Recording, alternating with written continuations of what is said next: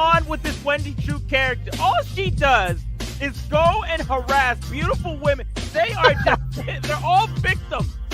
What did Toxic Attraction do to Wendy Chu? Nothing. They didn't do nothing. What did Tiffany Stratton do to Wendy Chu? Nothing. Leave these women alone, Wendy. They are the bad women, Dark. They the bad women. They heels, man. They are heels. Christian, dude, I'm so glad they letting him do this right now, especially with MJF being gone. Right now, Christian is like, you know what? I got you. MJF gone. I got you. Let me be this. Like they were pissed off that these guys had the belts. They're just like, this was a prestigious title down in the UK, and now you guys have it. And now you have these two freaking idiot country people in the fucking ring going like, yeah, fucking. I'm gonna drink beer and all that bullshit. Hey, all right.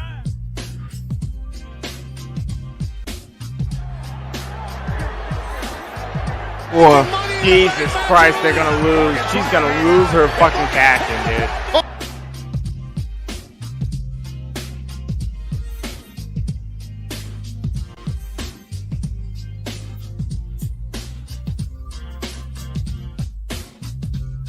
On the screen. Oh, really? Yeah. You didn't see that? Oh, yeah. Simi proposed to take on. Yeah, they're engaged now. Well, damn, she got 2 months. And it's gonna be over, buddy. Over. What about Rosemary, Tony? Bruh. Rosemary is okay at times. I just heard laughing. I didn't even hear it. Right. He didn't even respond. He just started laughing. That's disrespectful.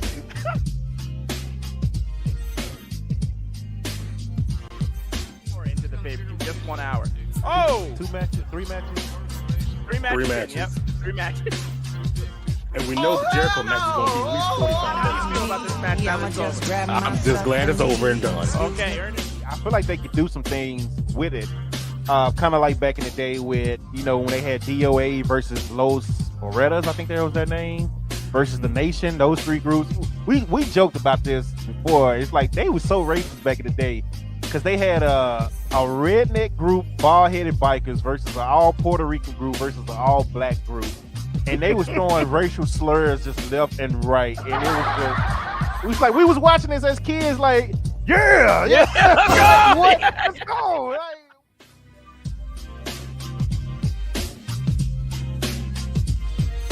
No, we're done. We're done. I'm gonna cut a Michael Cole promo like they did on Sasha and Naomi. He let us all down. Yeah, He let the millions of you guys down. He let us all down, guys. So now we're having a whole conversation between Madcap Moss and Heyman. Now we go to a thing for SummerSlam. Then we get the thing of Roman Reigns and Lesnar on the big screen so that Theory can fucking react to that on there. And he's just tapping his Money in the Bank. He's like, oh yeah, man, I'm Money in the Bank. Then Madcap comes out and the match actually starts. That's fucking 20 minutes of my time.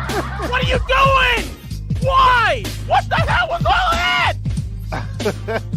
Imagine being in the arena. What was all of that? Oh, Jesus. I was done. I was off. I didn't care. I did not care about whatever happened. That was it. I was done. I was done. 20 minutes just for Madcap to get to the ring for the bell to start? Are you kidding me? Yeah. And what if Theory was waiting in there doing nothing for 20 minutes? Are you serious? Get out of here, Your bro. comment don't make sense. If they want Theory to go over more, all you gotta do is have this man win at SummerSlam, beat Bobby Lashley, and cash in. Bro, You can't get more over than that. That's what makes even less sense. It's like, why are you starting a program with Dolph Ziggler? He already has a program with Bobby Lashley. He's got a title match. Yeah, and he's putting himself in the program with Roman and Brock as well. Why does he need this? Like, this is what I'm saying. Where does Dolph come in at? Where? I had to see this. So, We're doing a lot of this right now. We're just doing a lot of this. Bruh, I don't know what's going on. And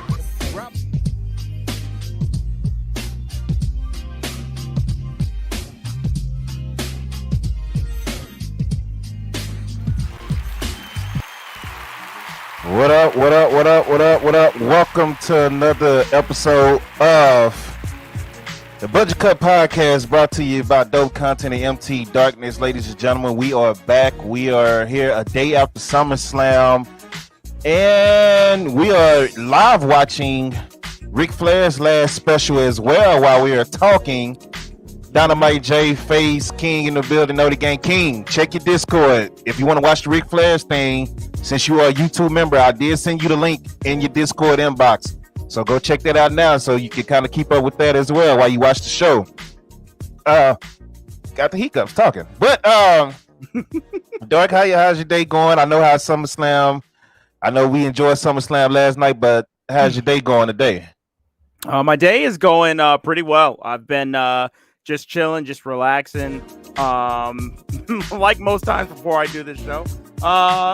Sundays are my days off, so I like to take it pretty easy. I have a cat now, so. Oh Lord, not a cat. Yeah, it's a kitten too. So I've been kind of chasing this thing around the house. So. Oh well. Hey. That's the only new update in my life. More power to you on that, buddy, because cats are nothing to play with. I hate them. Absolutely hate them. I got scratched up one time at my dad's house when I was a kid with a cat, and never liked them since. Like they cool to look at when they belong to somebody else, and I ain't got to take them home. But my responsibility, hell no, don't like it at all. Mm-hmm. So to give you a quick update on the Ric Flair's last match, they are doing the Fatal 4-Way right now. Let me see who's in the ring. It's Ray Phoenix, Laredo Kid, Taurus, and Bandito. Okay. Yeah, so I will be looking down every now and then. They are going at it. But King and Lizard, YouTube members, once again, man, I sent y'all a link in your Discord. That's one of the perks. That way you can watch. I got you. So appreciate y'all joining, man. Superman, what's good, man? Max in the comment section on Dark's page. What's good? Max, what up? Billy, what's going on? How you doing? There you go. Man, these guys are going crazy right now. So, let's get right into it, man. We're not going to waste time because we got a lot to get into. And with SummerSlam being last night, we're going to kind of just... Dynamite, what you talking about? What you mean? You heard something or what? Your voice sounds a little tinny right now. I sound different now? Yeah, a little tinny. Like a little bit of like a robot. I sound like a robot. Oh, nope, it's fine now. We good now? All right. Yeah. Yeah, look, everybody talking about I sound like a robot. All right, I think we're good now. So we're good now. Yeah, we're good now. You're good now. Okay. Elijah, you don't know nothing about this song, man. All right, so yeah, if something goes on with the mic, y'all just let me know. We're trying something out. So, y'all just let me know if something happens, and then we'll keep it moving. So, yeah, we're going to get right into it, man. We're just going to kind of give our quick thoughts on Raw and SmackDown. We'll go over NXT and AEW the same because they had nothing to do with SummerSlam, but Raw and SmackDown is really no need to deep dive into that like that. So, if I could get Raw up on the background, we'll get right into it. So let me ask you your initial thoughts on Raw. It's Triple H first Raw, Madison Square Garden. I felt like it was a little bit of a disappointment, but what you think? I wasn't disappointed because I wasn't expecting too much of a difference. Like we've been saying, the only difference that we'll probably be seeing is starting after SummerSlam. We still had a card that was put together and a bunch of storylines going into this show that still needed to be just played out. It's unfortunately, this isn't like 2K or anything where, something happens and you're just like, oh, wait, you know what? I just want to decide to do something else. So, yeah, I feel like in that SummerSlam, we'll talk about it later, but I feel like we were getting remnants of what Triple H's new regime will be. But for the most part, we're still just playing out these stories. And that's what I was seeing throughout the week in WWE. So, yeah, and see, that's what I said was going to happen last week. I said give them to at least Survivor Series to see a full change. But the way it's looking from last night, we might see a change starting tomorrow. So, and I hope so. Honestly, that would be dope. And we're gonna get into last night with the comebacks and people coming in and things like that. So, Madison Square Garden, that crowd was hot. They were looking forward to that. I don't know. Maybe they expected change immediately. I don't know why, but that's just how wrestling fans are. Like, let me tell you how dumb wrestling fans are. I'm already about to vent on y'all how stupid y'all are, because I'm mad that I see this every week. So SummerSlam was last night, right? Friday, somebody made a video on YouTube, took a picture of the Fiend. He kind of edited a picture of the Fiend and Edge and put the Fiend and Edge returned at SummerSlam. This is Friday, a whole day before the actual show, and he got over 50,000 views right now. Like, how stupid are you, bro? Hey, if you want a lot of views, just lie to people. That's how you do it. I'm about to start doing that. Hell, I'm about to start getting my views up by lying. Hell, I'm like, bro, the show ain't even started. Hey, listen, if you just joining, check your Discord. I put the link in there so you could. Ty said, "Don't love calling us stupid." Hey, I'm just saying facts, bro. But listen, check your Discord. I sent you the inbox so you can watch the Ric Flair's last match, which is on right now, and we're doing live updates. We both got it up on different screens. They are just flying all over the place. Bandito right just now. did a top rope moonsault with somebody in his hands, with Laredo Kid in his arms. That looked ridiculous. Yeah, so, but yeah, that's part of being a YouTube member, man. So gotta show y'all love. Yeah. But yeah, they start off with a hot crowd, and it's like the crowd was on fire. They was ready to, you know, it was almost like a borderline AEW crowd. Like, hey, you know what? We finna give him a chance because Vince is gone. Everybody was legit excited that Vince was gone. Mm-hmm. So you could just feel it, and it's Madison Square Garden. So they started off in a very Triple H way with The Miz and Logan Paul brawling. As soon as that came on, first thing I tweeted out was, yeah, Triple H is definitely calling Monday Night Raw because Vince is not starting the show off like that, right? Mm-hmm. So the crowd is, you know, pretty up for that. Followed by Roman. Roman come out with the Usos. Y'all already know the reaction they go get. Theory comes out. Roman clowns him on the mic.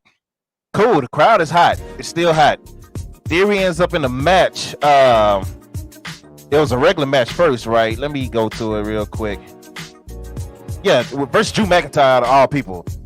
Like, why is Drew on SmackDown? So, but whatever. Theory comes out, gets destroyed by Drew McIntyre basically the whole time until Sheamus interfered. And that leads to a tag match, Drew and Bobby Lashley versus Sheamus and Theory. And after that, it's like the crowd just died down. Well, you know why the crowd died down, Dope? Because it went back to the same old stuff. Well, it's because at this point, by the time that match had ended, we had 47 minutes with Theory in the ring. Theory literally came out at the beginning of the promo. Then they went to commercial. I feel like I'm just repeating myself from my rant from SmackDown. Theory came into the ring, did his stuff with the Usos and Roman. They left. We go to commercial. We come back. He's still in the ring, and he's about to cut a promo, and then he gets cut off by, like you said, Drew McIntyre. Why is he there? I don't know. So then they have a match, a pretty lengthy match. And then Sheamus is here also. Why? Don't know. Who cares? And then that leads into a tag match when we come back from commercial. That was like 47 minutes. Like, God bless Theory for just wrestling that long, too. Yeah. But goodness gracious, that was terrible. Oh, my God. So, quick update on the Ric Flair's last match. Rey Fenix just picked up the victory in the Fatal 4-Way match. They are doing a video vignette with Jim Ross right now. Which I saw earlier on the pre-show. If you watch the pre-show on YouTube, it was on Fight TV for free. So, but yeah, then they moved on to Rey Mysterio's thing, and then they led it to a tag match, which was, I didn't like this. I liked it, but I didn't like it. What did you like about it? Well, they announced that we was getting the same tag match at SummerSlam that we just saw. Oh, you're talking about, okay, yeah. Yeah, so Rey Mysterio and Dom gets the win over Judgment Day after the celebration, and then they announced, oh, we getting this match, no disqualification, which it wasn't a no disqualification last night that we talked about. So, but I did like Rhea coming back, and Rhea basically beat up Dominic for the whole show. Dom is so useless, man. Send him back to the Indies, man. Send him back. the man is useless, man. But other than that, I really don't care to talk about nothing else that happened on Raw. Do you have anything else you want to talk about on Nothing Raw? else at all. Damn. Okay. Shoot. No. Hey, if we can just get right going now, absolutely. Hey. I'm trying to think. Oh, I mean Becky and Bianca brawled, but whatever. Seth killed what's his face? Theory. I mean no, not Theory. Riddle. Yeah. That's about it. Yeah, Alexa Bliss beat Doudrop in a match nobody cared about.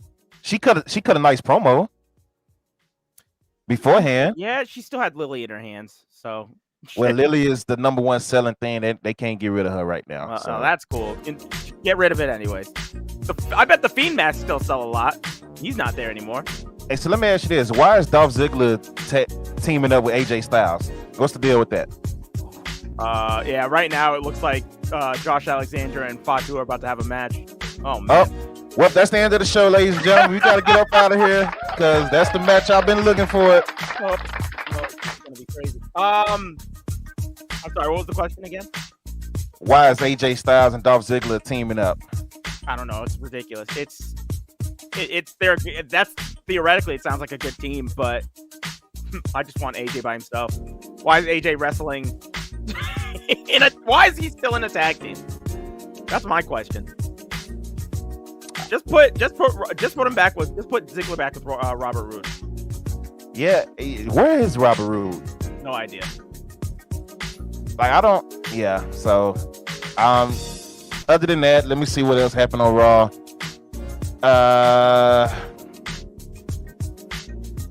Nothing. We had another match with the Bloodline and Street Profits before SummerSlam. Again, I think that played a big issue on SummerSlam. The match last night, yeah. Just because for 3 weeks we've been seeing Usos, Street Profits, plus 2 other people. Like Usos and Street Profits with Theory and Madcap Moss. Usos and Street Profits with Reigns and Riddle. Usos and Street Profits. You know what I'm saying? Yeah, there's only so much they can do. Exactly. You keep putting them in the ring together, and they have a big match coming up. And if you keep putting them in the ring together, I'm not gonna care. Yeah, because last night was a little disappointing for those 2 teams. But yeah, I ain't got nothing else. Anybody got anything else on? You got anything else on Raw? I'm all set. Yeah, well, there it is. Let's keep it moving. Like I said, we ain't wasting no time tonight. Let's get into NXT. Give me 1 second. I got to pull it up. You said your guess is AJ is really beat up and they are trying to prolong his career? I mean, that's okay, let him rest there. Let him rest there. Put him on the sideline. It's not. Yeah, I'm not buying that excuse, Mad Dog. All right, let's get to NXT. Zoe Starks comes out, cuts a nice promo about being back. He got a picture of her digging the title out the trash. But yeah, you made the greatest point this week. Yeah, it's just like you're gonna tell me that they kept that title in the trash for a whole week. They never took it out, didn't do nothing. That's crazy. Come on. I don't know why you froze on my end. I see you working just fine on your end, but you froze on my end. Uh-oh. Let me see. Do I got something else playing? Give me 1 second. I might have too many things running. All right, there you go. Yeah, got too many things running. But yeah, bruh, I'm not gonna vent today. I'm gonna try not to vent today. We're gonna get through this show and say what it is. But Zoe Starks come out. Of course, she is interrupted by Cora Jade. Any thoughts on that segment? Cora Jade just annoys the hell out of me. It was nice seeing the Toxic Attraction. It was nice seeing Mandy and Gigi. Yeah, facts. Zoe Starks needs work on her promos too, because that whole opening segment with the 2 of them was just, I don't know, it was yikes. The Dynamite always want violence, man. Get out of here, man. You talking about please vent. You say her turn don't make no sense to you. It's anyway. I'm not venting. Let's keep it moving.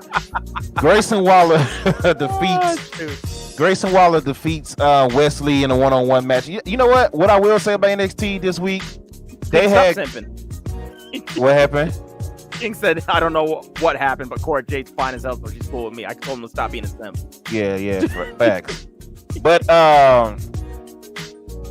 yeah, they NXT did do a better job in matches. They had a great show as far as match quality. So starting with Grayson Waller and Wesley. Grayson Waller defeated Wesley. Any thoughts on that match? It's just a really good match. I just didn't like the finish. I thought it was kind of goofy. With what's his name? What was that dude's name? Trick Williams. Trick Williams. Yeah, Trick Williams literally punching him in the back of the head with a boxing glove. I was just like, okay. Yeah, and then he did the Ali pose in the ring.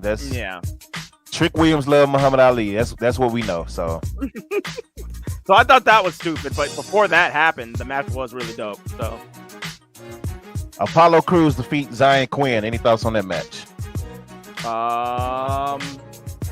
Good for Apollo. That's all I gotta say. That was pretty solid match. Zoe Starks defeated Gigi Dolan. I mean, you knew that was gonna happen. So, I mean, it's just like they do this every time with every opponent that Mandy has. You know, they just go through the toxic attraction beforehand. So, I mean, Zoe Starks is going through this toxic attraction gauntlet now, and yeah, match was fine. What did you think about that finisher? Did you see it? We did not know. Man, if you haven't seen Zoe Starks' finisher, that joint is crazy. I don't even know what to call it, dude. But she dropped what's her name right on her head. It was bad. It was bad, but pretty solid match. Jordan Devlin introduced himself to the NXT universe. Walked around the arena, giving, I guess, health lessons. Told one guy he could choke on popcorn. It was just random. What you think about that? I thought it was okay. I liked the part where he was making fun of the announcer. I thought that was pretty dope. But yeah, Braun Breaker came out and I don't know, busted him open in the lips, and people were going crazy. They're just like, "Oh man, yeah, he was bleeding, and we kept the camera on him." I'm just like, oh, okay. I'm seeing Zoe Stark's finisher now. That's sort of crazy, like a pump handle GTS. That's really dope. Yeah. Yeah. So. But yeah. I thought that the promo was okay. I liked Donahue's version part in it. I liked. I don't know. We'll see what happens in the match. I just want Braun Breaker to lose his title, to be honest. I'm not a fan of it. Not a fan of this run. Yeah, and he's not that big of a guy, man. I noticed that, once he got in the ring with Jordan, and I was like, he's not that big of a guy. I thought Braun was a little bit bigger than that, man. So he comes out doing this stupid, I'm swole, boo, my muscles flex, yeah. Come out barking, roof, roof, roof. This dude just insulted you, and the first thing you do is come out barking. And I'm just like, oh, okay, man. Like, you a damn meathead for real. That's like what you normally do in a real fight. You just start barking when you're threatened by somebody. Right. Listen, facts. This guy was, he looks stupid as hell. He said he should have dropped the title to Grimes Escobar. Yeah, too bad. That ain't happening. Probably the match of the week for me. Giovanni defeated Andre Chase. Fire match. Any thoughts on that? Giovanni's ridiculous. Like, this guy's been great. Like, since I saw him in the what was it? The Cruiserweight Classic, I've been saying that this dude is fantastic. I just feel like he always gets put in these spots where he'll have like really dope matches, but never really gets much shine. So I had hope for him when he was in Imperium. Got a lot of shine in that group, but then they decided to dismantle it for no reason. Now they're trying to do something with him here, so hopefully this continues because he's really dope. All right, yeah, that might be my match of the week. And then Indy Hartwell, which Indy told us she did a bad job, because if you notice her entrance this week compared to all her other entrances when she was losing, you knew immediately that she was going to win finally this week, because she came out with a whole different vibe, and she was just basically what Liv Morgan did at Money in the Bank. That's what Indy did when she came out. So I knew immediately that she was winning this match, and of course, Indy gets the win over Ariana Grace. Any thoughts on that? What up, Don? Santino's daughter is a great prospect for this company. She's doing great things. So shout out to Santino's daughter. Well, there it is. Hey. The D'Angelo family defeated Diamond Mine in the main event. Any thoughts on that match? No. Damn. I don't understand why. I don't know. I really don't like the two people from Legado del Fantasma, Joaquin and what's the other one's name? Joaquin Wild and damn, what is the other guy's name? Yeah, what's the other one's name? Cruz. No, Cruz is well, that's not his name. Well, I guess it is his name now. So yeah, Cruz and Wild. Okay. Yeah, I don't like them. I don't like them a part of this group. Like, where is Santos? I don't know. With him? I don't know. Man, yeah, I just really don't like this. I just really don't like that they're a part of this group. All of a sudden, they were blood enemies, and now all of a sudden they're working together this week like it's no problem. Like, I didn't like that. That's fine, but I just didn't like that part about it a lot.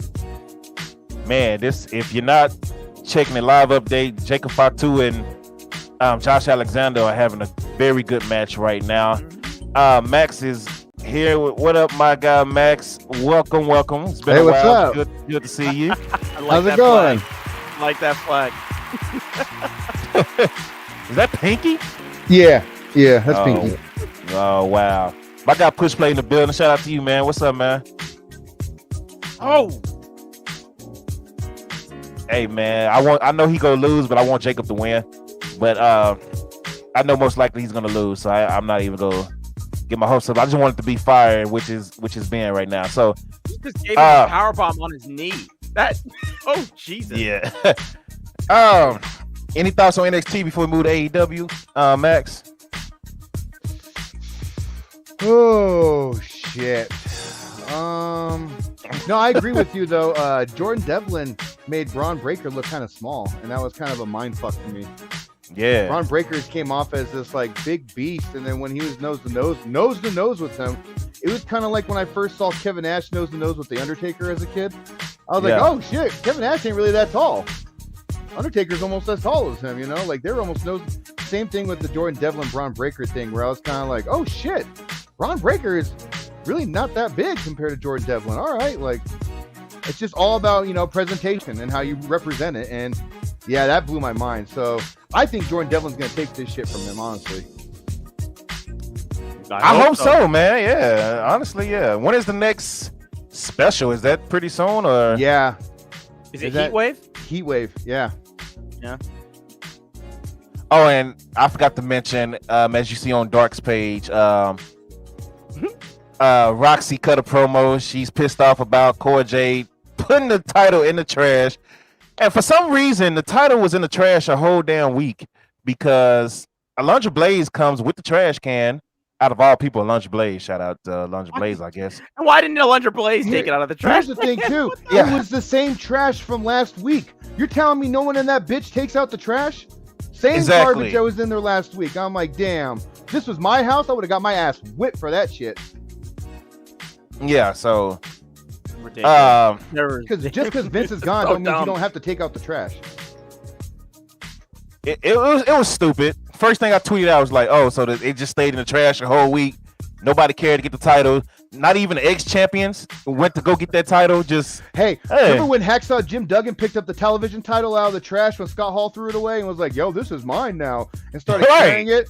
Yo, why did someone do that? Like those two Mexican girls that they got over there who don't have any personality.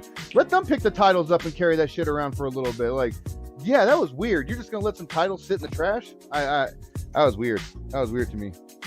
Yeah, so I mean, if y'all ain't got nothing else, we can go right into AEW if y'all want to. Y'all done? Good. Yep. Dark, you good? Oh, absolutely. I'm saving my hate for SummerSlam, so yeah, we can keep going. Oh shit. Oh well. Well, let's get right into AEW Dynamite. Is all yours, Dark. All right, give me 1 second. Dynamite. We had Fight for the Fallen. Night 1. First match that we had was Jon Moxley versus Roosh. Moxley is on a fucking roll because this match was crazy. Roosh is an incredible talent. If you haven't watched him, fucking keep your eye out on this man. He's dope. These guys had a great match. Roosh kicked out. The end came when Roosh kicked out of Death Rider.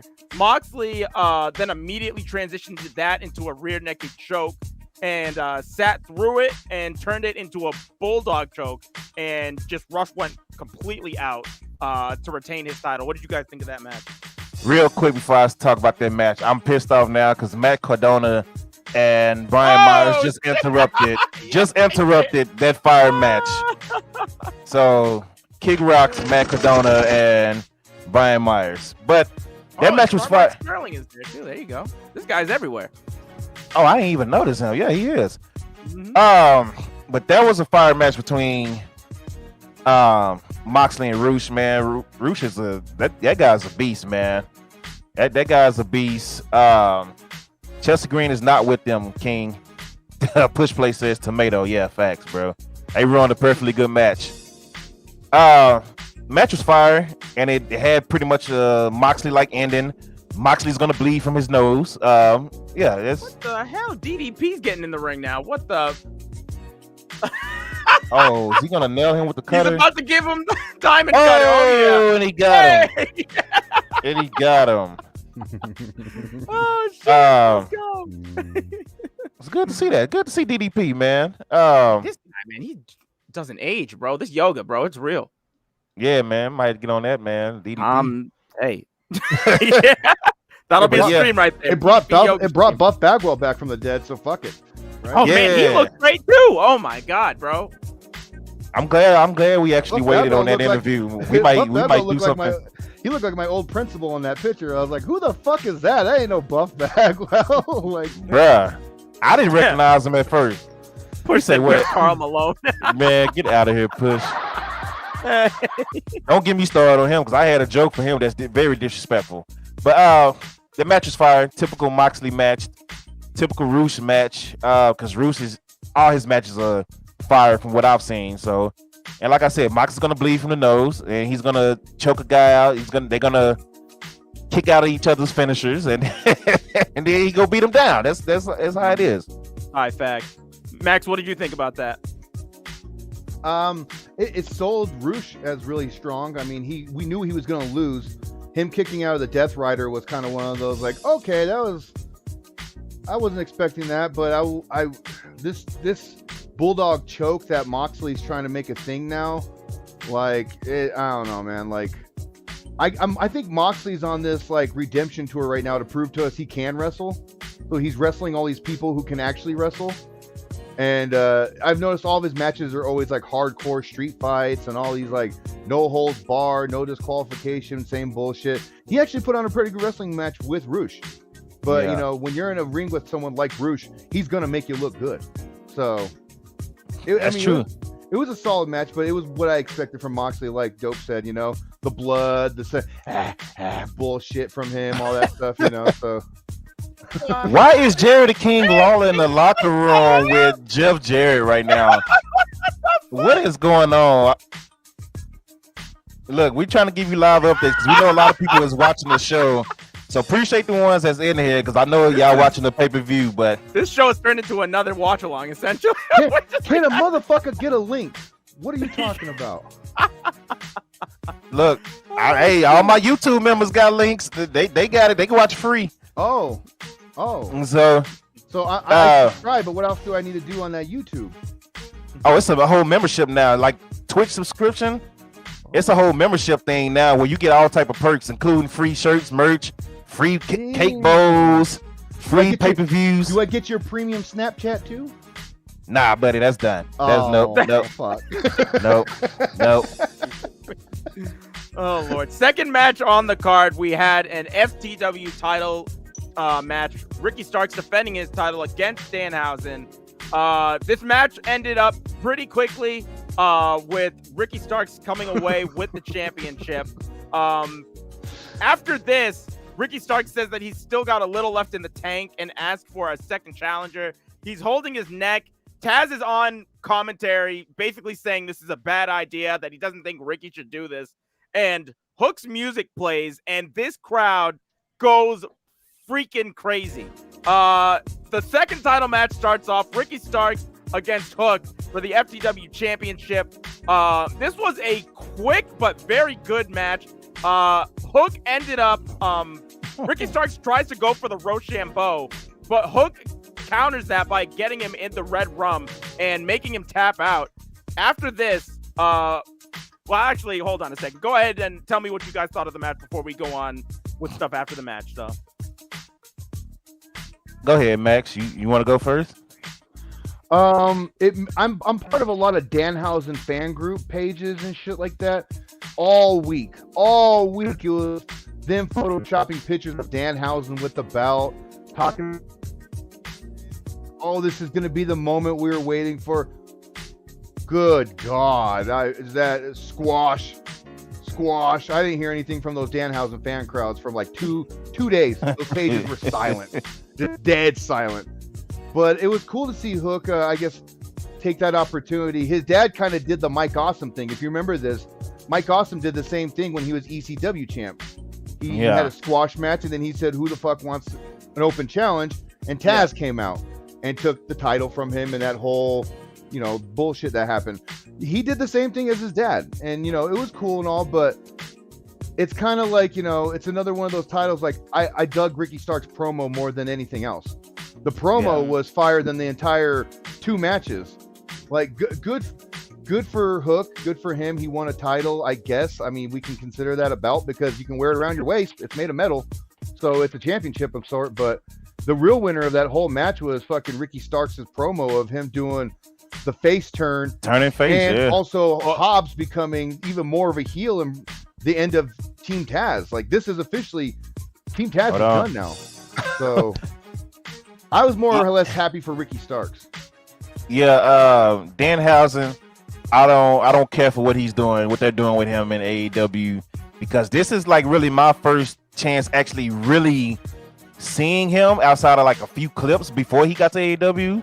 And I still didn't understand him then because it was only clips. It wasn't like actual matches and whatever. But I don't really care. The crowd pops for him every time, and I'll just be like, all right. So I'm one of the few who don't understand the character. He is funny sometimes, but other than that, as far as putting him in title matches and all that, I'll just be like, all right, well, whatever. I know he's gonna lose. But go ahead, Dart. So after Ricky Starks loses this championship, so Tony Schiavone's in the ring, and Hobbs has joined Starks at this point. Starks said that obviously he's lost and he's no stranger to losing. He's okay with that. Starks wants everybody to know he's given that title. He was given that title as a noose, and he turned it into a tie. He's been busting his ass, and he deserves to be here. He talks to everyone for like a couple more seconds. He says that his time will come. Or he says that he doesn't want to hear that my time will come because his time is right goddamn now. And he says shout out to John Cena.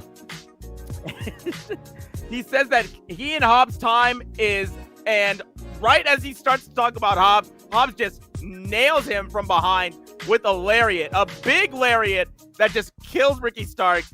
The best part about this was that somebody made a video on Twitter that I retweeted, matching this up exactly at the right time that Ricky gets shot in Boys in the Hood. It was hilarious. Oh, shoot. But yeah, like Max said, I thought that this promo was probably the highlight of these entire two matches. But at this point, we have already gone, 38 minutes into the show, and we had a title match from Moxley, these two things from Starks, and that great promo. I thought we were off to a great start.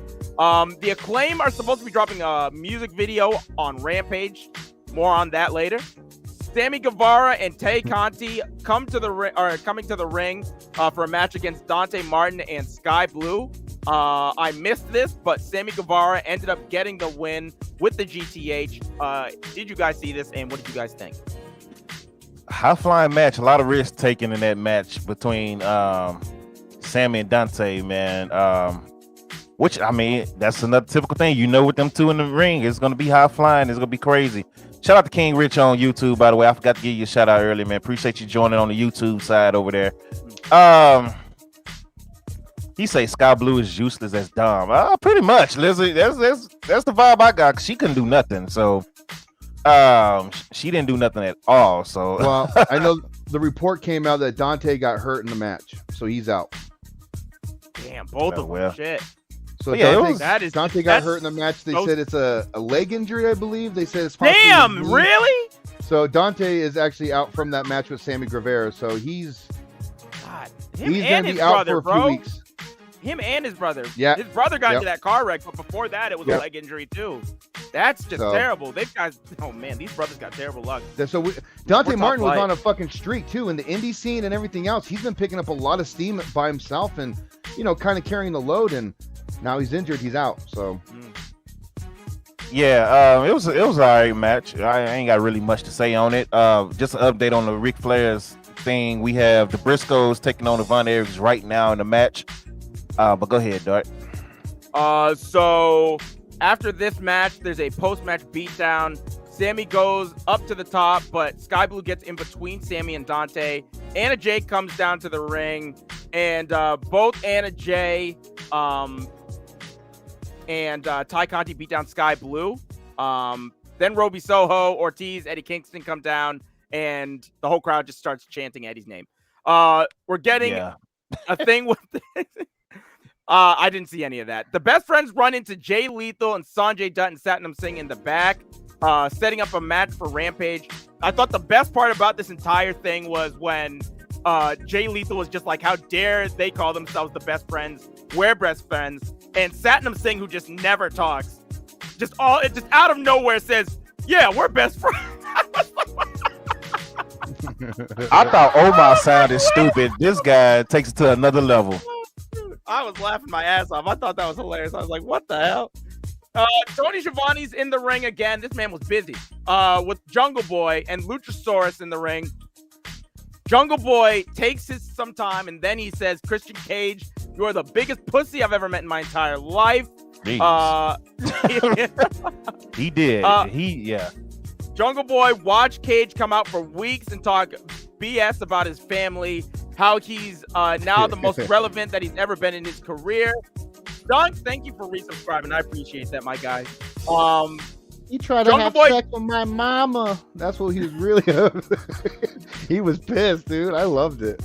Jungle Boy says he didn't understand why Cage did what he did, but it turns out Christian's wife just divorced him, so that's probably why he needed the money to become more relevant. Jungle Boy says that Jungle Boy then looks at the camera right after he says this and says, call me. So like throwing shade at Christian. I thought that was funny. He says that Christian needed someone to protect him, so he found himself a monster, but that monster ended up being Jungle Boy's best friend.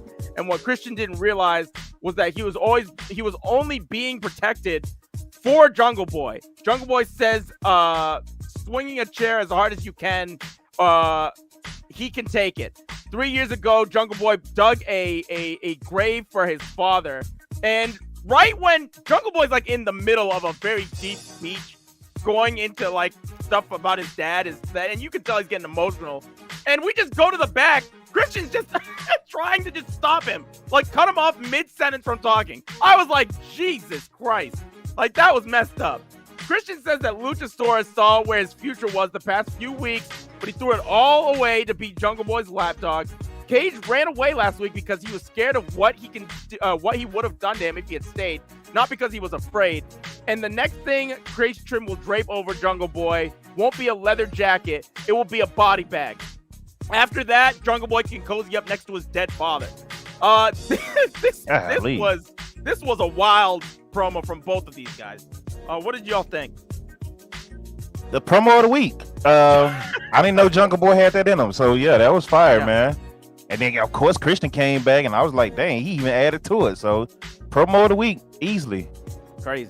Man, Push, he sucked, man. He was in, man. Push, we go get off subject here. Let's stay on subject. Push is telling the truth. I saw Satnam sing live with that suit on, bro. He's teaching. Hey, he's being. No, he's talking about the fact that I'm down talking to former Maverick, and the Mavericks are my team. He sucked. It ain't like he was a playoff player. Stop, Push. He was in to do exactly what he's doing right now, to be big and hit people. That's it. So, go ahead, Max. I was gonna say it's just cool to see that side of Jungle Boy. We've been asking for more and more of him, like personality-wise, more emotion from him, a different side from him than just being the guy who's always riding the, big dinosaur shoulders. To hear him speak on some shit and get real, get personal, so show some emotion and shit like that. This is good. I'm thinking. By the end of this year, we should probably see Jungle Boy in a better position than where he's been the last 2 years. You know what I'm saying? Like, you could tell they're really setting Jungle Boy up for something that's going to be, further than just being in the tag team. So that's awesome. I just don't know how long this Luchasaurus thing, I think it might be an angle. I don't know if Luchasaurus is really back with him or the whole. I've been thinking that in the back of my head this whole time. He's still in all black. So it's Christian. I said it last week. Christian will convince a motherfucker to do it. We've seen him do it. Hey, you go roll with him for a little bit, and then guess what? I'm gonna smash you over there. Hey, the Trish Stratus thing. Remember that? Trish Stratus over here with Chris Jericho. With Jericho, yeah. She kicked him in the nuts and went with Christian because it was Christian's plan the whole time. Mm-hmm. You just roll with him until Christian's sneaky. He's always been that sneaky character. So I wouldn't be surprised if Luchasaurus ends up with Christian at the end of this to set up, Jungle Boy's solo run. Hey, I said it last week. Quick update: the Briscoes just got the victory over the Von Erichs. So. Of course. Go ahead, Dart. The Young Bucks are in the back with Brandon. I guess something that I had missed before this had happened, they had announced finally that there's going to be a trios title coming to AEW, that there's going to be a tournament that's going to be held with the finals for the title taking place at All Out. So, I think freaking about time. So, and the Young Bucks were backstage with Brandon, who's filming them. They walk around a corner and they run into Hangman Page. Matt looked like he's about to say something sincere, like he's about to apologize or something, when the Dark Order just come out of nowhere and bring a cupcake because it's Hangman Page's birthday. Which, coincidentally, also lies on the same day as Nasty Dunk's birthday. Happy birthday, Nasty Dunk! Hey, shout out to Dunk. That was interesting. A lot of people were up in arms about this. They wanted, just based off of this, they wanted them to get back together. And I was saying last week, if I didn't even necessarily watch Being the Elite. I just saw this on Twitter. But they were running a angle at the end of last week's Being the Elite, 2 weeks ago, when the Young Bucks lost their tag titles. They were walking towards the back, and Hangman was just seen right there before walking away. So they're planting seeds. They're planting seeds. I like it, but I don't like it. I like if they do get back together. I feel like they're gonna make them the first ever trios tag that's champions. The plan. The plan was Omega, but Omega had to take time off. So the Young Bucks in some variation of it. That'll probably be it. And in my opinion, I can see them probably setting up for the Dark Order versus Hangman Page and the Young Bucks going into an All Out, because that'd be a crazy emotionally invested matchup, just based off of Hangman alone. So yeah, well, I mean, okay. I don't really care for seeing the Young Bucks get another trio title right now. I mean, I don't mind it, but with all these trios that's been doing it, for a while now, and then you just team the Young Bucks up with somebody else, it's like they have history though. It's not a random person. Yeah, but still, they're not just somebody else. They just got the title picture in the tag division. We got House of Black, we got all these other teams, these trio teams that's been trios, this whole time. And then Punk and FTR versus Omega and the Bucks. Give crazy. Matt's back some rest. Let him rest that back before he ends up like Kenny. Let the Young Bucks take some rest for a little bit before they go for that trios title. I don't think they should give it to the Young Bucks off the bat. It's just nah. That's just they'll be in the tournament, no doubt, but I don't think the Bucks are gonna. I don't think they're gonna take it. It's just that whole squad's beat the fuck up right now. They're worn the hell out. They need to put on some people that a trios title that would make sense. Like that Triangle Death or even the House of Black. I think the House of Black. Yeah, House of Black could easily walk away with this and have them as the trios champions. Oof. That entrance and everything with the belts. Telling you that'll be fire. Fire, dude. Put the titles on private part. Man, stop. Go ahead, Dart. We come back and we see that. Oh shit! Wow. We come back. There is a match between Tony Nese, Smart Mark Sterling, and Swerve Strickland. The only important thing that happened was after Strickland got the win, that Josh Woods was seen standing over an unconscious Keith Lee in the back. So, any thoughts on that? I ain't gonna lie, I laughed when I saw Keith Lee after laying down because I'm like, man, I know nothing happened to him, even though storyline it did. So he had to lay there right in front of the camera and basically play sleep. And I was like, it looked like he wanted to smile a little bit because he's kind of goofy. But yeah, other than that, it was what it was. I didn't. Dude, he looked like a big old brown bear sleeping on the ground. Yeah, like he looked at peace. Like he Yeah. didn't look like he was hurt. That's what made me laugh. That's what happens when you get hit by Josh Woods. I guess so, They walked man. in, like they walked in there, like, oh shit, Keith's sleeping. Everybody keep it down. Like he Yeah, just looked like he was just like. He looked like Wendy Chu, basically. That's what it was. He was peacefully sleeping. He was out of there, bro. So Snorlax. yeah. AEW Women's World Title match. Thunder Rosa defending the belt against Miyu Yamashita. I like this match personally. I thought this was really dope. And people got to see Miyu's strikes. That admittedly by Malachi himself, he has said that Miyu has a better spinning heel kick than him. So I agree. I've seen her nail this against different opponents, and it looks devastating every time. She was not able to get the win against Thunder Rosa, but very dope match with Thunder Rosa getting the Fire Thunder driver to get the dub and retain. So Actually a contender for match of the week as well, for me personally. So that was a good match. That was one of Thunder Rosa's best match. So watch Tokyo Joshi Pro, everybody. That place is fantastic. Chris Jericho joins the commentary table. We're coming up for our main event of the evening. Bryan Danielson versus Daniel Garcia. This match was pretty dope. Bryan Danielson really loves playing with people's heartstrings when it comes to him being hurt. At the beginning of the match, he hits a drop kick, and I don't know if you guys picked up on this, but Bryan Danielson hit a drop kick from the top rope, and after he did that, he just was done. He was down for a little while. This is the exact same thing that happened in WWE with his match against Sheamus, which ended up causing him to end his career momentarily.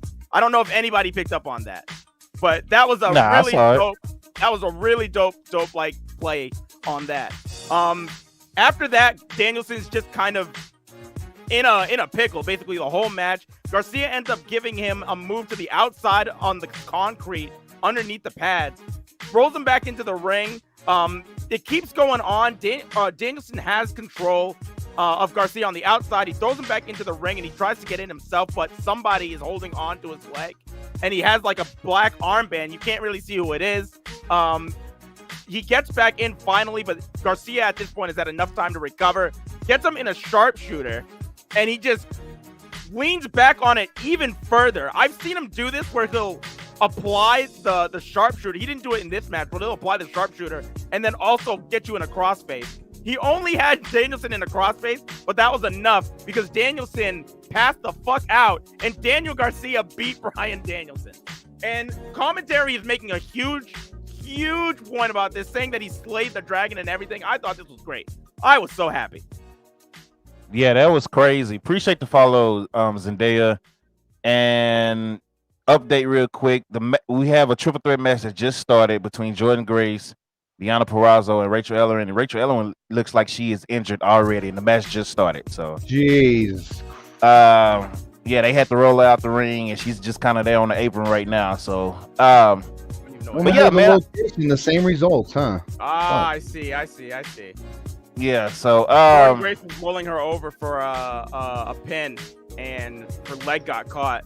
So, might be a leg injury. She's on the outside of the apron right now, still. So, yeah, hopefully she could come back in and get back in the match and be healthy. Nothing is broken, anything like that. But yeah, this match was crazy. People were upset, and I just looked at it as Danielson putting over another young guy. Like, that's something he does. Like, that's something he said he wanted to do, was have great matches. Upset by this? Who's upset by this? Oh yeah. Yes, a lot of people were upset. A lot of people are upset by it. How dare Danielson lose his first match back in AEW after a month and a half? It was so stupid. How is he going to come back and lose? How is he? This kid can't even tie his laces. How is he even going to beat? Yeah, like people were shitting on Daniel Garcia, and I was replying to a lot of them saying, obviously you've never watched wrestling. You haven't been watching the product because Come on, man. I'm doing a good job keeping a positive outlook on my Twitter. Then I guess I never saw it. Garcia's been whipping that ass for months now. With they was in my society. They was in my stream. Talking about how you feel about this. I said I'm gonna save it for Sunday. Hell yeah, Red Death. So yeah, but a lot of people. I'm like, bro, this is what Bryan said he wanted to do before he left SmackDown, and he was kind of doing it on SmackDown, putting over Jey Uso, putting over Cesaro, putting over AJ Styles. Even though AJ and Cesaro are not young guys, but you know what I'm saying. Putting over Drew Gulak. Update: Ellering is back in the match. So yeah, I see it. She's wrestling. She's still wrestling in there. Still holding her leg, but she's still wrestling. This is what he wanted to do: is put over younger guys or stars that he felt should be in a higher spot, and just have good matches. He don't really care about titles anymore. He's done everything. So, and it's one thing to put over a young person, but a person who idolized your career and almost, I mean, he wore the maroon red pad kick pad boots like Bryan Danielson did because of him.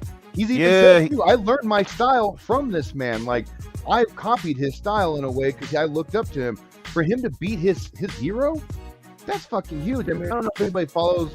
I know you guys. I mean, I know you guys do with Daniel Garcia, but if you follow him on Twitter, he was very grateful for the match. He was excited as shit. He let people know that was a huge match for him. Like, it was big Daniel for him. Garcia has always been that dude. Yeah. Also, like, he's always been very, very respectful of everybody. Comes across as a great heel. People don't realize how much of a commodity this man is.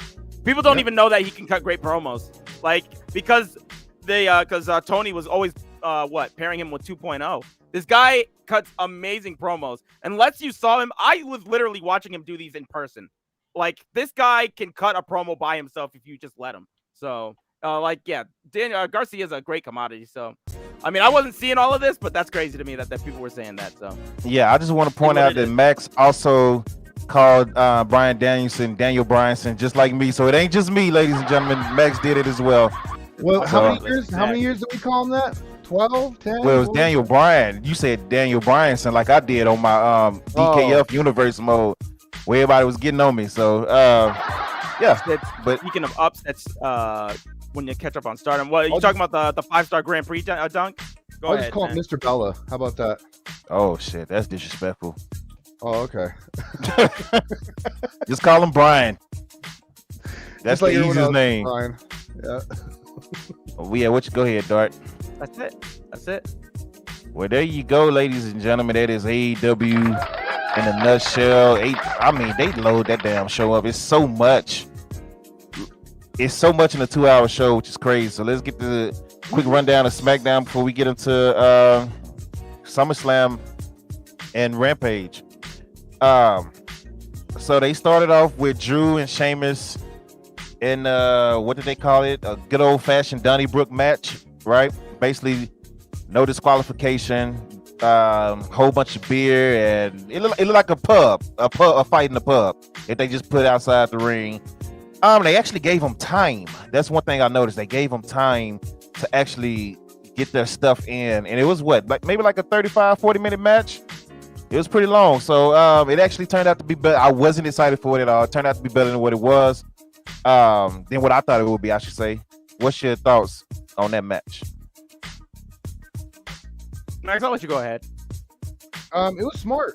It was smart to put it first because you know for a fact with the WWE short attention span with some of this shit that by the end of that show, if they would have done that as the main event, nobody would have gave a fuck. You know what I'm saying? Starting it off strong like that, when you have your most viewers who are watching and everything else, it's the first hour of the show. It was smart. I liked it. It was, you know, they want us to give a shit about this whole number one contendership and everything else, so they put it in a position where it's the first thing we saw, and it delivered too. I mean, we've seen these guys fight each other so many times. But it just felt a little bit different this time, just because there was something on the line finally. Besides, it was just, you know, the title, you know, just the same shit always. This was something a little bit different. I didn't know if they were really going to give it to Sheamus or not. I knew Drew was the idea, but now with the new regime, never know. I mean, Sheamus is a Triple H guy. Remember, Triple H found this man. He brought him in. He's the one who pitched to make him beat John Cena for that title. I mean, I've always called him the Irish Triple H. And you know, you got Vince's boy Drew McIntyre versus Triple H's boy Sheamus. I wasn't too sure who was going to walk away with it, but you know, Sheamus put on a good match and everything else. That stable. Well, let's talk about Pete Dunne and that shit too, man. He sold some bumps in that shit that were that boy, when he takes that kick, when he takes that the kick from Drew McIntyre, woo, it turns him inside out every fucking time. It looks clean. Pete Dunne he's clean. Butch is clean. Yeah. It was definitely some moments where it looked like Sheamus was actually going to win that match. Yeah. So yeah, I with you on that. Dark shaking his head. Go ahead, Dark. Not about this. It's something else. Yeah, this match was good. This match was a good match. I mean, I've seen it 80 times. Like that was my only complaint about this going into it. It's just like at that point, I kind of would have wanted them to just make Drew McIntyre the number one contender. Everybody knew Drew McIntyre was going to be the number one contender. And we have just seen these guys wrestle a shit ton during the pandemic. I felt like they were selling the stable more than anything else. Like they were pushing the stable. Like they really highlighted Ridge Holland and Butch. And I mean, you saw them wrestle every week. You saw Sheamus wrestle them McIntyre wrestle them every week. So the match was good though. I'm not going to discredit this match just because I've seen it 100 times. I mean, they put them together 5 million times because they're good matchup. And, you know, they work a very, very physical style that you don't see in WWE normally. So I always appreciate seeing that. That was my only thing was that I've just seen it like a million times. And we were heading into SummerSlam where we were going to see another match that we had seen 8 million times. So, and we're going to be seeing a rematch between Drew McIntyre and Roman now. That's a match that we've seen a million times. So rematches. So anyways, the match was good. So just some more because we're not gonna really go through this whole show. So Shotzi returned. That's another sign of Triple H, and she actually got the win 1-on-1 over Aaliyah. So I appreciated that. Ronda Rousey comes out, cuts a promo. A fan tells her to shut up, and she yells right back at the fan, "You shut up. That's why your mom failed you." And I was like, okay, she's supposed to be a baby face, but whatever. And then her and Liv Morgan defeated Sonya Deville and Natalya. I like that. I like this. I like this version of Ronda, especially when it led into SummerSlam and you knew where it was going. Basically, this was I feel like SmackDown was at the tipping point where she has gotten to the point now where she's just like, okay, it's enough. I'm about to get my title back. I don't have it now. You guys need to respect me because I'm getting kind of pissed off. SummerSlam, we'll get to it. She got pissed off. So when she said that to the fan, your mom failed you, I felt like she washed the clown makeup off, like that smile, and we're actually seeing Ronda, because that's who real Ronda is. Real Ronda is a shit-talking bitch. Let's be real. She don't give a fuck. Yeah. And for her to shout that shit back out, I laughed my ass off because I was like, that's the real life Ronda Rousey. That's not the character who's been smiling and doing the whole, no, that was real life Ronda Rousey who was just like, I'm tired of your guys' shit. And, you know, when she was that Ronda Rousey, she got more of a reaction from the fans and everything else than this boring ass smiling to everybody and no one wants to see that bullshit Ronda Rousey. We liked it when Ronda Rousey was calling us slobs and shit and calling us idiots as wrestling fans. We like that Ronda. We like shit talking Ronda. We don't like ass kissing Ronda. Rob, you love to cause chaos. First of all, I was talking to my homeboy when he talking Miss Dope. We always good over here, partner. So eat a dick. How about that? Moving on. Hey, you still a fan, Rob? But I'm just saying. Hey, Doug, did you see who won that triple threat match? I missed it. Jordan Grace retained. Yes, I think now we're going into the main event. I think. Okay, cool. Oh boy, cool. so we might see Ric Flair die, everybody. If we go quiet, you know what's happened.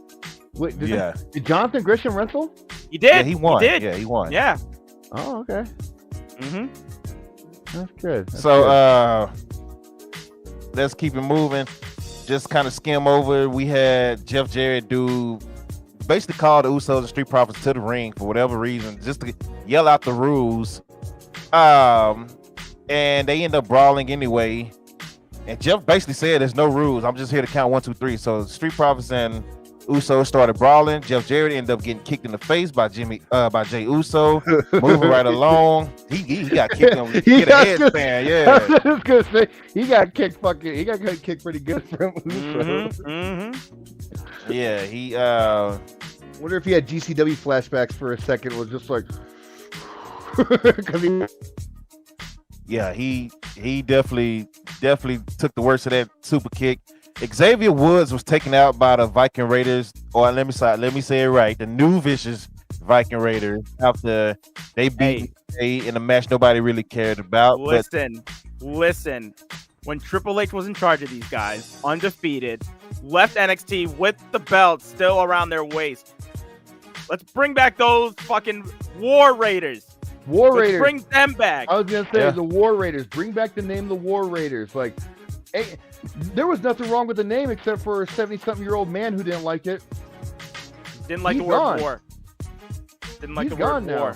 Yep. Yeah, he didn't. Is that what it was? He didn't like war. That's it. He didn't like the word wrestling war either, and that shit was said 4 or 5 times last night. So, but yeah, he didn't like the word war, so that's why he told them, he's like, we need to switch this up to something else. So he thought of Viking Experience, because that was better. That was way better. War and Raiders are too violent. We can't use that. Let's use Viking Experience. Oh yeah, there you go. And that lasted 2 weeks. Yeah. Yep.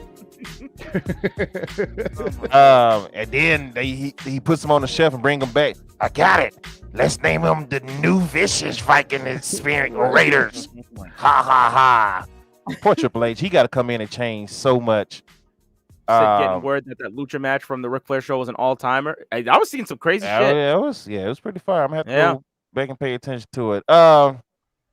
Then Brock Lesnar came out, and Drew McIntyre. They basically laid waste to Theory.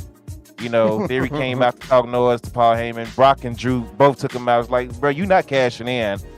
We're not gonna allow it. So Drew basically sent the message saying, if you do cash in, I'm next. So, and then Brock just did typical Brock thing. He took out Theory, and that was SmackDown. Any thoughts on SmackDown before we go to Rampage?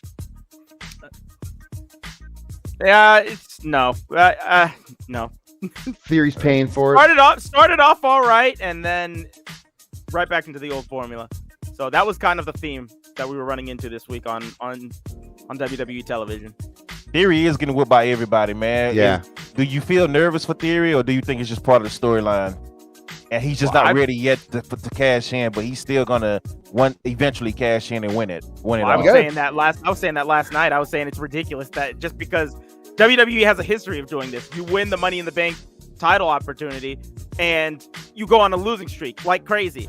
I think I said this last week, actually. I said you lose like crazy, then you win the title and people are supposed to take you serious.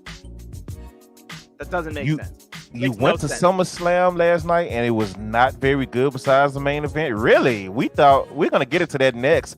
After AEW Rampage, but I thought it went the other way around. But the saying has always been that, the title makes the person, not the other way. No, man, you can't put it on a person like Theory because no one's going to give a shit. I think problem that they have. I Yeah. think him getting laid the fuck out by every main star right now and treating him like that little annoying brother who's just like, get out of here, dude. And you throw something at him, you punch him, you beat him up. You know, like that's what they're doing with Theory right now. I don't know if this is going to have an effect where he's going to become something out of this and actually grow from it, or if it's going to break him, because this shit could possibly break his ass. Jay Lethal look. Oh, I'm bad. I thought you was done. My bad. Go ahead. Oh no, I was just gonna say, I'm worried about Theory's mental stability at the end of all this thing, because they are whipping the shit out of that kid right now. I think that's part of the test, honestly. Oh yeah, see if he can handle it. Yeah, you know they do that sometimes. So yeah, absolutely they do that. And that's what I'm saying. When he has the briefcase very early in his career. Now until you cash that in, which is probably possibly WrestleMania. What I've heard rumors is he might go until WrestleMania. If he does, you better expect this kid to catch an ass whipping from every top star in that company until he gets that, because Orton did. Orton got his ass kicked by every goddamn legend before he became the man. So I mean, it's part of WWE's, christening, I guess, of becoming a star. Jay Lethal is looking like broken Matt Hardy with this gear that he's coming to the ring with right now. The colors and everything. So, but that's it for SmackDown. Let's get right into Samoa Joe broke him. You're right. That's what it looked like. But let's get right into. What Jeff Jarrett are we getting? I want to see that. That's what I'm interested in. Yeah, the lights are out like the. I hope we get GCW Jeff Jarrett, because GCW Jeff Jarrett was nobody to fuck with. That's a savage. That's a savage. He was ridiculous. Oh my god. Don't you wish that evil on Ric Flair? Right. Give him the stroke right through a guitar. Golly, bro. Effie, I don't know how he survived that. Fight for the Fallen Night 2 on Rampage. Started off with a trios match between Jay Lethal, Satnam Singh, and Sanjay Dutt against the Best Friends.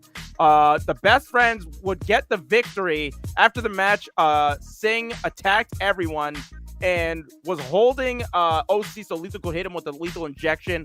But Wardlow came out to a huge pop and forced Lethal and the crew to retreat. So what did you guys think of that match? Man. That's all I got. All right, yeah. Okay. I mean, next. Go ahead. It was something. It was a spot for Wardlow. Other than that, I mean, it just kind of felt like, oh, okay, here's Wardlow's spot.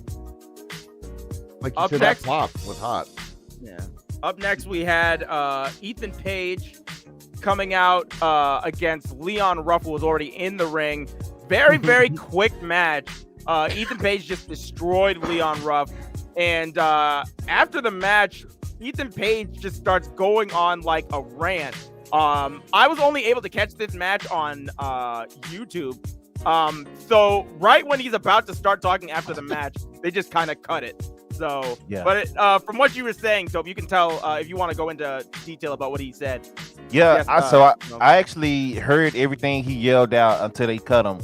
So when he first did the finisher, he said, "I effing hate this place," and did his finisher.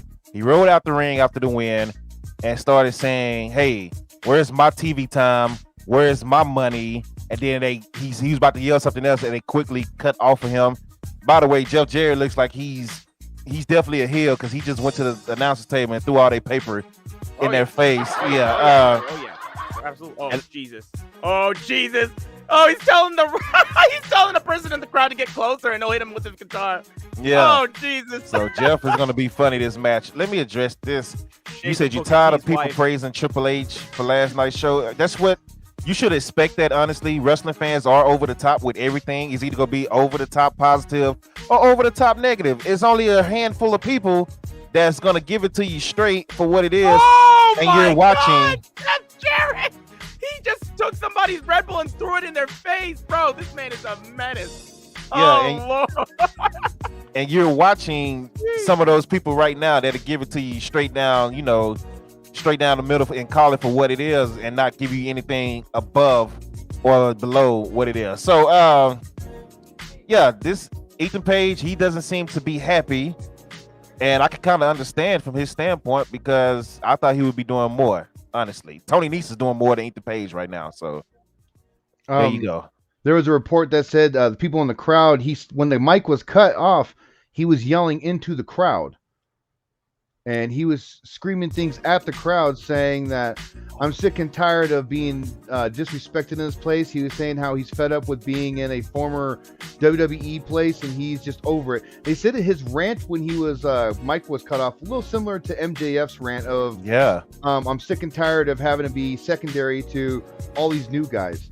Yeah. And the security had to actually get in the ring and tell him, you need to go, and he left. So they don't know if it's an angle or if Ethan Page is really just like Joey Janela and Sonny Kiss and a lot of these other people who are just like, fuck this place, man. You won't even return my phone calls. Fuck you, man. Like, I don't know. Hey, it's gonna be interesting the next couple of months, the end of the year. Let's just say up to the end of the year, with Triple H doing his thing now, and wrestlers loving Triple H, and then TK. So we'll see. And especially after that SummerSlam tryout, where they was like, you know what, F this athletic stuff, all these former athletes, let's go back to indie wrestling. That's a terrible thing. That is a terrible thing, by the way. I'm very upset by that. That whole program is out the door now. Now they said that whole program officially was yesterday, dead. I was happy about the no program only because that meant we weren't gonna get Triple H hijacking everybody from the indies again. Because I go to independent shows, so not such a good thing for us when all of these talent are just taken off the market. It's great for them, and I'm happy for them, but they literally go into hiding into the PC for years before you'll even ever see them on TV. So that is the only thing that got me worried. Is if you think about it, though, if the indies didn't get robbed, we wouldn't be getting people like Jordan Oliver and Alex Price and all these. The indies had to make stars because all their stars got taken out. I mean, the new stars, the new batch of stars in the indie scene right now, they're legit. They're really talented. It's just, I don't see Triple H going that young with some of these guys, like the Nick Waynes and, all that other stuff. People like Alex Zane, possibly. People, who got released like Johnny Gargano and shit. Yeah, but yeah, it's open season now. It'll be interesting. We'll see. Like you said, Triple H about to restart his plan for World Dom. Bro, if I see another NXT map with Japan on it, I'm going to laugh my ass off. That shit was hilarious. NXT Japan, he said. Oh, Lord. Yeah. That was hilarious.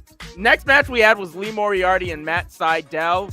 Lee Moriarty ended up getting the win and seemingly is joining the baddies. So, also, during Ethan Page's match, also, which was kind of overshadowed by everything after the fact, but during Ethan Page's match, also, Stokely Hathaway was looking over his match too. So, possibly something going on with Ethan Page in there also. So, what do you guys think of Lee Moriarty joining the baddies? I guess he a baddie now. I don't know, but that's good for him. I hope they change the name for him or something. And I don't want him to be called walking around and be like, yeah, I'm a baddie. But it's definitely a good look for him to join Stokely and them. So Ric Flair's making his entrance to the ring, ladies and gentlemen. If you want to go over there or try to watch it. Jeff Jarrett was. Yeah, Jeff Jarrett is going crazy as a heel. He is killing it as a heel right now. The match ain't even started. Crazy as a heel. Like, this man has been insane. Baddie, I was thinking the same thing. Baddie Moriarty is his name now. Like, is that going to be his new thing? Up next, Claudio comes out to the ring. Shivani's in there. Fans are chanting, "You deserve it." Claudio's moved by the gesture. He thanks everyone in like a bunch of different languages. Then he says he doubted himself, but the fans were always there for him, and it's an honor to stand in front of them as the new ROH World Champion.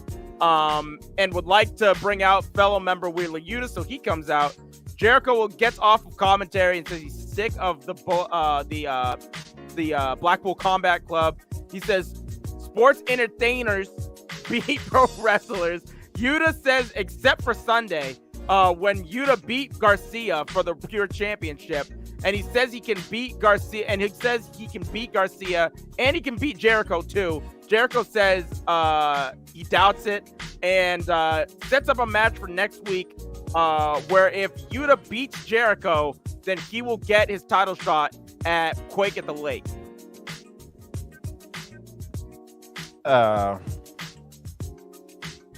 We know Chris is gonna win. Oh, Lord. Yeah. Ric Flair looks like he can barely walk right now. I know he did say he had something on his foot that he was talking to the doctors with earlier this week. I can't remember exactly what it was, but yeah, he's walking to the ring. It looks like he can barely walk. I hope this is his last match.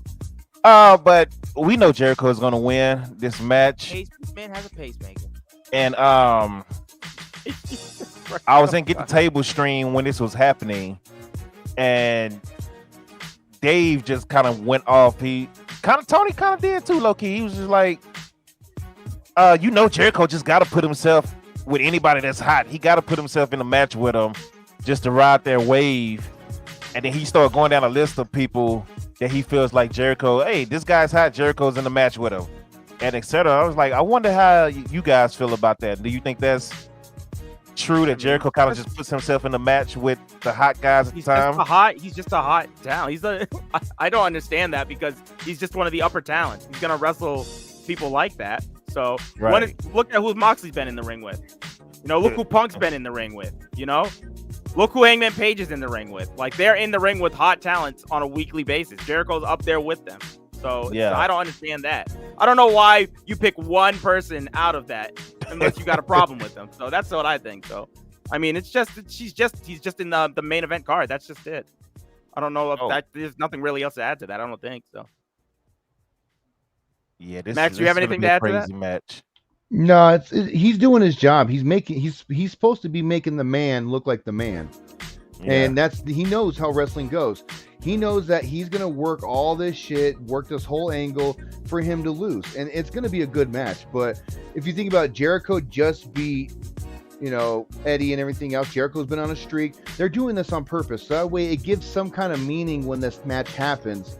So that way it's not just Jericho's been losing week after week. He's got at least something under his belt that kind of gives him credit to why he's getting a title shot when it goes through. I already know from the local Wisconsin area where this is going down, they're already promoting on commercials and on radio, come out and see Jon Moxley defend the title against Chris Jericho. So it's already being promoted out in that area that Jericho versus Moxley is going down for Quake at the Lake. Do you think that's a good matchup, or should it have been somebody else versus Mox? Honestly, I think Moxley's last two defenses have been kind of pointless. I don't understand why he's defending against the people he has been. It just makes no sense. There's a lot of guys in the company right now who don't they got a win-loss program? Don't they got a fucking win-losses matter here? So then, Jericho getting a title shot for Quake at the Lake makes no fucking sense. But when half your roster's on the injury reserve list, what are you gonna do? I think this is okay until Punk comes back, at least. I mean, now they just need. Right now, Moxley's not the actual champion, so I think they're just trying to build him up as a legitimate champion. So I think that's what the thought process is going into this. I mean, you really don't have to build him up. He's a former champion. Yeah, but he's an interim champion. But he's an interim champion. Interim. That's the thing. That's why I'm saying, like, he's not, like, people will look at it as he's not on TV every week. He's not having any title matches. He's only the interim championship. They don't make him have a title match until All Out in September. I'm not gonna lie. This is the first time that Jericho and him have touched since Full Gear in 2019. So I'm not gonna lie to you. I could give a shit about an interim title when I know the real champion is gonna come back sometime soon. Like, it's just, they should have just took the title off of Punk and just had him come back and get a title shot when he comes back. This interim thing that they're doing with the fucking Jon Moxley shit, it's just, every time he defends it, I'm like, oh, cool, you defended a title that you're probably going to have to give up once Punk shows up. Good for you. Like, I don't know. Yeah, I mean, I don't think Mox he don't need to defend the title because he's Moxley. That's how I look at him. I look at him, that's freaking Jon Moxley. Like, this is one of the baddest guys, period. So if fans look at that and say, oh, he's not defending his title, he's just an interim and he's not really a threat, like, they just stupid at that point. Or they don't watch the product. They don't watch the product. He has a tough schedule already outside of that company. So for him, he wrestles for so many different companies already, from New Japan Strong to GCW to Jersey Championship. He wrestles for so many companies outside of AEW that when I see him do his title defenses on AEW and stuff, like I said, it's a Moxley match, but some of it I just don't get, like the Jericho one. I mean, Some people in that company could have got that title shot, not Jericho. I think this is a Jericho move because it's Jericho's move. He can do it. I don't understand that. Yeah, I don't know if it's a Jericho move. I think it's but my question was just like, it's been 2 years since they've touched in AEW. I think that's just the thought process. This is supposed to be a big minor show that they're doing in the Quake in the Lake. I don't see the problem with all of these title defenses. I just don't see an issue with them. But yeah, they're good They're good matches. He's done this against Rouge. He's done this against what was his name? Brody King. Like, he's had good matches, singles matches. So I honestly, that's just me though. I don't. He defended against that. Yeah. Well, that wasn't a title match, but that was that match he had against Konosuke Takeshita. Like, yeah. And Brody King, he got the title match because he won the Rumble. Yeah. So yeah, that made one made sense. Yeah. Yeah. Kenny, appreciate the follow. Do we want to bet that Ric Flair will bleed? He probably will. It's Ric Flair in his last match. He said he was going to bleed. He wants to go through tables off the top rope, and he said Charlotte wouldn't let him do it. So you probably won't see that, but he definitely said he's going to go all out tonight. So he wants to do it all. But yeah, I mean, my question was more of, do you think there could have been anybody bigger for that particular day, or did you think Jericho was at that point where he could go right back into the title picture? That was mainly my question. Not if Jericho is just putting himself there. Like, did you think? Well, I mean, would you rather have Jericho or somebody else for that day? Who else is there right now that's not injured? That's the thing. All their top stars that they had lined up, like Kenny Omega. You could have had Miro. Well, that's the thing. I don't know why they're scared of pulling the trigger on Miro right now. Is he still injured? Is he still? No, he's doing something with he's doing something with Malachi right now. Yeah, he's about to join House of Black. That's what he's doing. Even that idea right there. I mean, I thought Miro was going to come right back into a title picture, and he's doing this. So I mean, wasted opportunities right now. But yeah, go ahead, Dart. So after this, we had the Acclaim's music video. Their second music video, I think this was called Trash Boys or Trash Day. It was called Trash Day. It was a diss against the Ass Boys. You guys watch this, and what did you guys think? I thought this was okay. I thought it was a nice summer jam, but it wasn't as good as the one they did against Sting and Darby. Yeah. Yeah, I like the first one better. It was cool. It was alright. Yeah. It was alright. I didn't go holy shit and want to play it on the podcast like I did the last one. Yeah, so yeah, it was alright. And I'm okay with that. Main event, we had Ruby Soho versus Anna Jay with Anna. Oh, okay, she's calling herself Anna JAS. All right, there we go.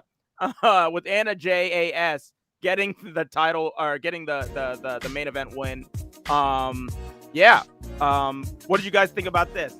I think this went back a lot into the conversation that we had earlier in the week. It's exactly what it was. That's why I said let's just stop talking and stop giving them free content and give them the rest on on the podcast, because we about to have a whole conversation there. My question was, did we overhype Ruby? Because first I was like, man, why does it seem like she can't get over the hump anywhere? So I'm like, man, did we overhype her, or like is it something that we are missing? And I was gonna say, and I said that I was seeing this pattern with her back in NXT with Triple H. Then she went to the main roster. I was seeing that with Vince. She got to AEW and she won the big battle royal at All Out. So, and she got a prominent role in the main event of Grand Slam. So I was like, well, okay, this is interesting. We'll see where this is going. She had hype behind her. Lost to Britt Baker. Then in the TBS tournament, she was put, I think, in the finals against Jade Cargill. Lost that too. That was the moment when I was just like, this is just where Ruby Slot is. In every company, it doesn't matter where she goes. And we saw it again with Britt Baker in their rematch for the Owen Classic. With the Owen Invitational, she lost there too. But this is just where she's slotted. It doesn't matter which company she goes to. She's just the Natalya of any company she's in. She's good. She's good to be used and put talent that they want to get over, or any champion that they want to get over. Right here with Anna Jay, Britt Baker, everybody. So with that said, should people start apologizing to WWE for how they used Ruby? No, Everybody else like no, because she was like that in WWE. Because I Max, yeah. I said it months ago, and you guys even said I was crazy. It's called Soho syndrome. That's what they were calling it. They were calling it Soho syndrome. It's when we romanticize someone's career after they got fired from WWE, claiming that they are better than they actually were. We remember that they were better than they actually were. We thought they deserved more than they actually did. But that's the thing. Yeah. Did they really? And now that we're seeing her wrestle against other talents like, you know, Anna Jay and all these other ones, she's losing to these girls. I mean, it was one of those things like, even when she was in NXT, even when she was, what was her, Linda Lovelace, when she was on the indie scene, she was, even on the indie scene before she got signed to NXT, I didn't get it. It's just, like you said, she's good at what she does. She was good at doing hardcore matches on the indie scene. She's good at making looking people look good. But she should have been a champion. That's what a lot of people said. Everyone's gonna go to AEW and finally become a champion and this and that, and they didn't use her right. Like, I think people saying, "Oh, she missed her opportunity because she left, and now Liv Morgan's the champion." She might have never been the champion even if she stayed, because guess what? Liv Morgan has put in the work, and Ruby was kind of just taking L's. I think it's okay to have. I think it's okay to have some type of excitement and some type of curiosity for people that are going to a different company. But yeah, at the end of the day, everyone assumes that they're going to be the next champion. Like, oh, every girl that goes to AEW, she should have been the champion in WWE. No. Well, what I was gonna say, I think was just at the end of the day, it's just the same thing ended up playing out for her that it did in every other company that she's been in. Yeah. So that was it. But yeah. Okay. Anything else? Nah, that was my question about Ruby. I was just like, hey, something is up. Because everywhere she goes, she just is up there, then it's not. So yeah, I just had to see what the deal was with that, man, because that's kind of weird to me. She went in with a lot of hype, the runaway and all that, a lot of momentum. Is she kind of becoming the Dolph Ziggler of the women's division over there, where it's just like she's always put in that position, but no, she's not going to win. Dolph Ziggler was a different breed, because Dolph Ziggler was a champion. Dolph Ziggler was put in high positions and ended up just turning out to be a joke. Ruby Soho hasn't even gotten the opportunity to be a champion. I was going to say, so who would you really compare her career to right now? Natalia. Natalia? She got championships too, though. Yeah, but even though we say Natalia. Placeholders. She holds the titles in order to give them and prop up somebody else. She does this every time. Natalia does this every time. Just did it with Ronda. She's been going on for weeks. She just did it with Liv Morgan. Yeah, Natty went on a rant on Busted Open Friday too about the opportunity and things. Yep. So, but yeah, that is the best one, Natty. So we said it on Twitter, and we said it here. I guess we agree to that. Jeff Jarrett, quick update. Jeff Jarrett is trying to run away from the Ric Flair match because he just got through getting beat up by Ric Flair. Ric Flair is he's having a rough time. I haven't even watched him. He's having a rough time right now. Yeah, it's not looking good for Rick. Let's get to the SummerSlam, and then we're up out of here with our show of the week, Superstar of the Week. I'm going to give you the whole rundown, and then we're just going to talk about what stood out. Starting off, Bianca Belair defeated Becky Lynch to retain the Raw Women's title. Afterwards, Bayley returned, Dakota Kai returned, Io Shirai, aka Io Sky now, returned. Crowd went crazy, and we're going to talk about that once we're done. Moving on, Logan Paul defeated The Miz in a very good one-on-one match. Bobby Lashley defeated Theory to retain his United States title. The Mysterios defeated Finn Balor and Damian Priest, aka the Judgment Day. Edge returned at the end of the match to attack, to get his licks back, I guess, his receipt on the Judgment Day. Edge looked great. He was moving around that ring pretty fast. Pat McAfee defeated Happy Corbin in a pretty solid match. Usos defeated Street Profits in a match I thought was kind of disappointing. Mid. Riddle called out Seth Rollins. Rollins came out. They brawled. Rollins hit him with the curb stomp again and basically laid Riddle out in a whatever. let's keep moving. Liv Morgan defeated Ronda Rousey to retain her SmackDown Women's title. Roman Reigns defeated Brock Lesnar. Theory tried to cash in, but was stopped multiple times. So that is SummerSlam. Let's get into Bayley returning with Dakota Kai and Io Shirai. What's your thoughts on that? Happy for Io. I was telling Max earlier today, I was a little heartbroken because I've really wanted to see Io go back to Stardom. Stardom is doing wonderful things right now, and they have a huge roster. It's completely different from when Io was there before, so her going back there now, it would have been insane seeing all the matchups that she could have been in. But I'm happy because she also did want to be on the main roster, and I have a lot more faith, and I'm a lot at peace with this because Triple H is at the helm. So yeah. I wasn't too upset about it. So only because Triple H is there. If Vince was still there, then this would have been a different thing. But yeah, that was great to see at the beginning of the show. Then basically, I'm telling you guys, this was the pattern all week. We started off with a fight, like Dope said, something that's definitely from Triple H with Logan Paul and The Miz. Then we go into a really hot promo from Roman Reigns, regular Raw. We start off with a banger, a long-ass, 20-30-minute match between Sheamus and Drew McIntyre that we don't normally get on a SmackDown nowadays. Then the show goes to shit. We get three awesome.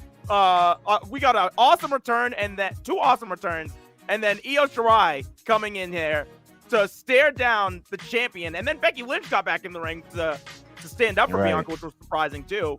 Then we got a great match with Logan Paul and The Miz, where Logan went the fuck off in that match. He did. Then we have the rest of the show. So where, it's a flat line, and then it picks up when the ring gets fucking picked up, and then it just goes right back down again. So yeah. I spell it in all caps like MF2A. Bye. Oh shoot. Yeah, we had a lot of the commercials and the video packages killed it for me last night. If it wasn't for those, I probably would have thought that it was better. But it was just too many. It was Survivor Series all over again, and that was horrible. But Logan Paul did kill. I can't stand Logan Paul, but I gotta give it to him. That man killed. He might be my superstar of the week, honestly.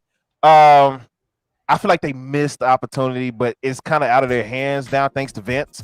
But when Io Shirai, Bayley, and Dakota Kai came, that would have been perfect for Boss and Glow, Naomi and Sasha to come back and stand side by side with Bianca Belair. But I think they probably just couldn't work nothing out to get them back by the end.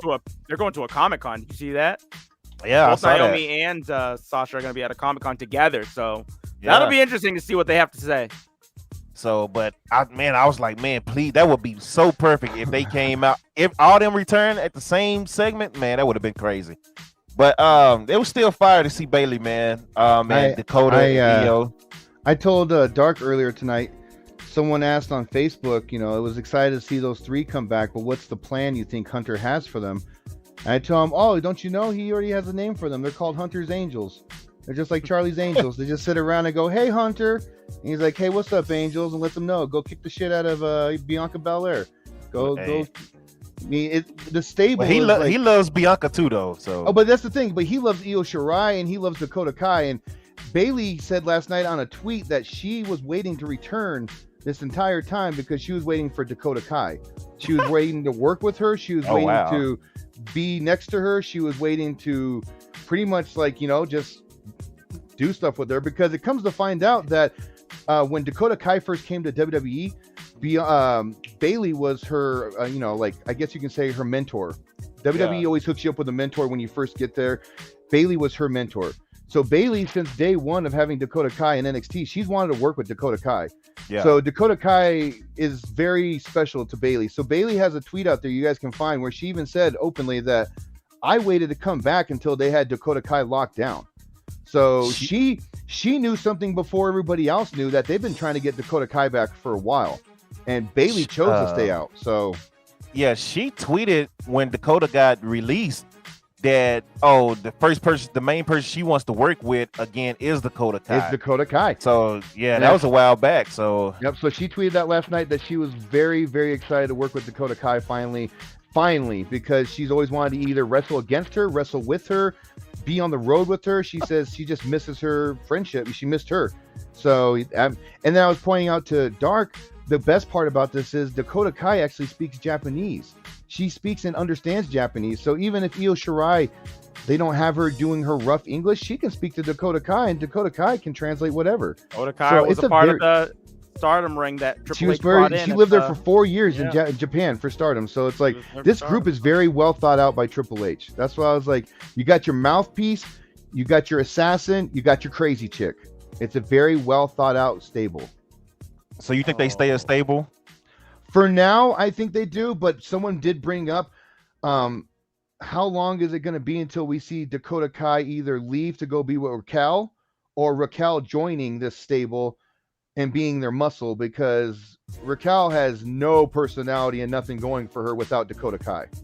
And now that her best friend's back, get those two fucking back together. We were promised them on the main roster a year ago, 2 years ago, and we never got it. Get Raquel back with fucking Dakota Kai. Get them in there. You said glad I fell asleep when I did. That was the best part of the show, I guess. You said watching Ric Flair's last match. Yeah, this is very, bro. This sad. match cannot end fast enough, bro. Yeah, man. Good lord. He's got to put the figure four on. He did put the figure four on, and they broke up. What the hell is that? Is that Brooke Hogan? No. Was that Charlotte? No, that's not Charlotte. Who is that? I can't tell. I don't know. Ric Flair's wife. Whoa, yeah, that might be Ric's wife. His new wife that he has. His new wife. Getting into it with Karen. The one he got caught in the train with. What in the world? You say F. Raquel called Tegan. Ah, yeah. Well, we'll see about that, man. Yeah, well, shit, Tegan might come back. She's still a free agent out there. I mean, they're saying that there are a lot of the people who got let go from the last budget cut when Triple H was on his sabbatical from his heart. Some of these people have not signed with anybody because they knew eventually I'm gonna get that phone call. And yep, he's bleeding. Yep. Tegan might get that phone call. Yep. So like we said, Ric Flair is gonna bleed, and there he is. Well, he's busted open now. This match, he needs all the bells and whistles in this match. There's no way he wasn't gonna. But what in the world? And the Bobby Lashley defeated Theory, that was just a regular Raw match to me. Yeah. You guys have anything extra on that? Didn't I say that to you, Dark, earlier? I said, didn't SummerSlam feel like a Raw? Like it felt like a Raw or a SmackDown. I told you, like it. I'm telling you, and the matches that we got with Street Profits and the Usos, all like for 3 weeks of just 6-man tag matches, that did not help, because by the time we got here, didn't care about this match. It just, everything felt so stale. The women's match between Ronda and Liv, people were happy about it, which I was like, why? I was like, the match didn't even go 5 minutes. No. What you think about the ending of it? How they pulled that off with Liv winning? At the time, I thought it was clever. Then after sitting on it and thinking about it, I just really think Liv would have benefited more with a clean win over Ronda. Oh, definitely. But you knew that would roll happen. Up or something. It should have. We're under new management. Triple H, man, I don't know, man. Like we need to start pushing new people. You know, we really need to get into those vibes. I would love to see Sonya Deville team up with Ronda out of this, and you know, those two MMA chicks just start beating the shit out of people. Nah, I saw you, but Shayna. Well, all three of them. Shit, if we're gonna start getting stables together, let's get the MMA chicks together and just have them beat the life out of everybody. We were promised the 4 horsewomen of the MMA 5 years ago when they all came into this shit, and we never got that. We just got Shayna and we got Ronda. Ty said this match. Give us a nice little trio with Sonya Deville thrown in there. That wouldn't be bad. Just have them beat up and pick on Liv. Ty said this Ric Flair match is making DX versus the Brothers of Destruction look like Okada versus Omega. Man, this man just took the suplex off the top ropes. So he's going all out, man, but he looks like beyond exhausted. Like he is fucking tired, dude. This is not good. This is not going to be good for him. Yeah. And blown up like Brock Lesnar last night? Yeah, so way worse. yeah, it's like, yeah, Oh, he made shit. Brock look like Roddy Strong. Shoot. Brock I can't could've- be doing belly to bellies when he's that fucking blown up. He almost killed Jay. I can't believe that 6 minutes into the match and you're like, oh, Brock's blowing up. I'm like, yeah, we're like 6 minutes into the match. They went 20. They went 20. Yeah. But 20 6 plus. in, he's already blown up. So that rest of that match must have been rough for Brock. What you guys think about Edge return? It's just all right for me. It was just, I mean, I saw it coming. They We- on the pre-show, even they're just like, they showed it like his outline of him, like you knew Yeah. it was Edge, and they're like, I'm coming tonight. So it's just like, okay, well, there you go. Entrance was dope. Though. I'll give that to him. Entrance was fire, literally. 2 years in a row, the best entrance on SummerSlam belongs to Edge. But we still have, even with his return, we still have the same problem, though. It's 3 against 1. But So, no, I because mean- the Mysterios go have his back. Oh, my God. Are you saying if you get in a fight, you want Dominic Mysterio to catch your back? He ain't got no choice. That's Dog. it. He ain't got no choice right now. I might have him hug my front and be a body shield and have him take You know all what? the punches. That's all he's good for. 'cause- I was gonna say that this isn't really a fair fight because it's because it's WWE, so Rhea's not gonna get involved in a match that they have, but they have Dom on their side, so it's basically a 2-on-2 anyway. I So. was Yeah, telling Rhea beating up Dom anyway, so Yeah, it that's don't what even matter. Yeah. I was telling Dark, I was like, shit, they got a better chance bringing Aaliyah in for Dominic's position and have Aaliyah beat the shit out of people. I said, why does Dom- Judgment Day look like the bondage team from Dodgeball? Hey! Wow. Oh shit! Damn. But yeah, speaking of Rhea, before we end the show, Triple H being in control makes me feel a lot better about Rhea's future as well. So I think this week will be a very telling week because they got the SummerSlam on out the way. Now you can start building towards, outside of Drew versus Roman, which that was kind of set in stone months ago. You can really start building up other storylines now, and now we can see what Triple H do with his own storylines going into that pay-per-view. So Did you hear the reports of the meeting that he had a few days ago with production and stuff, where he let everybody know in production before SmackDown, I am going to try to right the wrongs of the last 12 months. But let's be real, last 12 fucking years. This man is going to try to right the wrongs of this company. But he let everybody know in production, I'm going to try to right the wrongs of this ship that's been going on for 12 months. I'm going to try to get us back on the path that we need to. He said his cell phone, his emails are open. His office is open. Communications open to anybody, any talent on the roster. And he's letting people know that this is a different day starting pretty much after SummerSlam. It's just they needed to get some of the Vince McMahon storylines and shit done. But he's letting everybody know as of the SmackDown this week at the production meeting that, hey, there's going to be changes coming. So they said the morale in the back of the locker room is fucking high. It Everyone's should be. walking around so excited. Oh I was telling Dark, I have a friend who used to wrestle for NXT, God, almost 8 years ago, and he's getting told, hey, keep your phone open, because he just wrestled with Ring of Honor not too long ago in MLW, and they're telling him keep his phone open. They're telling a lot of these guys keep your phone open right now because Triple H is in control. He's looking to rewrite this company and, you know, get it back on the track that it was. This Think might of be the one people- the merch matches I've seen of the year. Good Lord. think of the people he liked that wasn't getting used. Ali, Ciampa, Drew Gulak. Think of those people. Cedric Alexander. He loves Oh. Cedric Alexander. You heard Like- Ali's in a tag team right now with Cedric Alexander on the house shows. Cedric Alexander Yeah, on main event, which is stupid. Like, cause It's crazy. yeah, well, whatever, man. Such a good tag team. They work so fucking well together. They're so fucking amazing. And that's why I'm like, hopefully with Triple H now, they can, Ricochet, exactly. Ricochet. Hopefully they save that man's career before it's too late. Rick can't even make a tag, dude. What the hell is going on? I was telling Dark earlier today that I heard that Walter might be, Gunther might be getting moved over to Raw because Triple H wants to work closer with him and get him in a position that he knows he's going to put him. It's always been writing on the wall that Walter was going to go there and become a champion. And Triple H, he's high on him. So Triple H is going to start moving wrestlers around SmackDown to Raw, Raw to SmackDown, the people he feels fits these positions. I mean, there's even talks right now of a possible draft a draft in the next few That's months. what he should do. It should have been a And draft. rewrite everything. It should have been a draft tomorrow. That's what it should have been. Well, like I've been saying to people, it takes time for a detox to get all the toxins out of the body, and the system of that WWE is there's gonna be a time period for all this toxic bullshit to get out that Vince McMahon put in there, and it's gonna take some time for it. But once it comes around, we're gonna fucking have our jaws on the ground, I'm sure, night after night, because I mean, it's like they've always said, the difference between a coach in the NFL, NBA, and Major League Baseball, the difference between a coach who played the game and a coach who just coached the game, it's different. It's night and day. The guys who became player coaches, they've been in those situations. They've been in those, all that shit. Having a wrestler now being your creative, your right, compared to an old man who never even did anything except for the 90s and got an ass whipping from Stone Cold, it's different.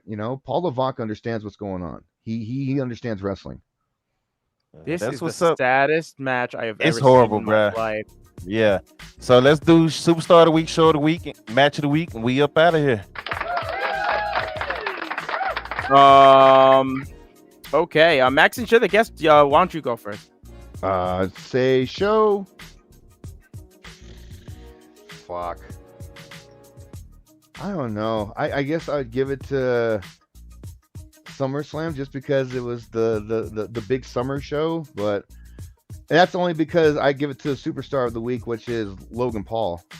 That's my superstar. I mean, that dude hit a frog splash better than Dominic Mysterio has the last 2 years. So I mean, he's smooth in the ring. He looks good. He's got character. He's got a good build. Yeah, dude, he impressed me. He impressed me a lot.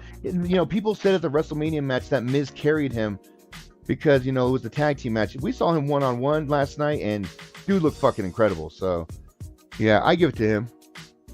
Man, Rick can barely get a freaking figure 4 locked in. Wait, how is that a pin? Because his arms are down. Both of their arms are down. Well, we're not supposed to focus on him, dude. Like, man, just get him out of the ring, bro. Rick I don't looks even care. dead right now. I don't Like, even care. Yeah, just get him out. Just end it and get him out of the ring. Oh my god, this is just really sad and depressing to watch. They got confetti. Bro. Goddamn, bro. Yeah, you would think Rick was the one that's getting pinned. Like, Oh, Lord. all right, bro. well, go ahead, Dark. Show of the Week, Superstar of the Week. Show of the week was Midsummer's Champions in Nagoya from Stardom. Ooh. That was a really, really good show that we watched from start to beginning. That was probably the best thing I saw all week. My match of the week was the main event on that card, Shiri versus Tom Nakano. They had a really great match for the World of Stardom Championship belt. I want to give a shout out to Juice Robinson and David Finlay, because apparently those two had a spectacular match. And this was David Finlay. They were put in the main event of their G1 show. And I think that this is the first main event that both of them have been a part of. The biggest match, I would say, of David Finlay's career. And they fucking nailed it. Did David you hear what Finlay said after that shit? I was going to say, yeah, he had a promo speech was after- gold. David Great Finlay's speech. becoming such a fucking good wrestler, right? He's such a Yeah. watch out for him. Watch out for him. He's gonna come to America soon. Watch the fuck out for that guy. He's whew. Yep, that's a great match between former team members. And my superstar of the week, and I'll give it to him because I haven't seen the match, but sure it's gonna be a banger, and I'm very happy for him. I'm gonna give it to David Finlay. So, because that's really great that they were able to perform. And I didn't know if that was gonna go that way because what's his name? Juice Robinson had a match against Shingo Takagi, and that match wasn't that great. So it was really nice to hear a lot of positive reviews coming out of that match. So All right, Ric Flair's on his feet, and barely, You wanna call that yeah. on his feet. Good Lord, bro. Yeah, so they about to give him his send off and yada yada. Manny Hey, is just. Tell you what, the most useless promo last night was that Charlotte one. I don't give two shits about that. Yeah, dude, Rick is it's a lot of. crying. Oh man, Rick is crying his eyes out. You know he's gonna cry. That's what he does. Crying and bleeding at the same time, all running down his face. Show of the week. I'm actually giving it to NXT this week. mainly because my match of the week was Chase versus Giovanni. That was fire. And before it was interrupted, Wesley versus Grayson Waller was fire. NXT just did a better job this week with the matches because it's been trash the last 2-3 weeks, and I've been on here complaining and saying how trash it's been. But the quality of matches this week for NXT was actually good, and it kept the show moving this week. So, well, you heard, Hunter showed up last week. Bugs. Last week. I'm not shocked by that. Then Hunter showed up last week, they said, and he had a meeting with production and stuff, and let them know that his dream he's had of NXT. Whoa! The Undertaker is at the show. Holy smokes! He was at StarCast this weekend. Remember? Yeah. He's talking to Flair right now. Mick Foley he's sitting with Mick Foley and Bret Hart. What the fuck? But Triple H said his dream of NXT is not dead. It was just put on hold. He feels like now that he has control, he's going to continue the dream. They said that the black and gold era is dead. So we're not going to see black and gold come back. He does actually like the more color that they have for the production. It's just story writing, talent wise, stuff like that.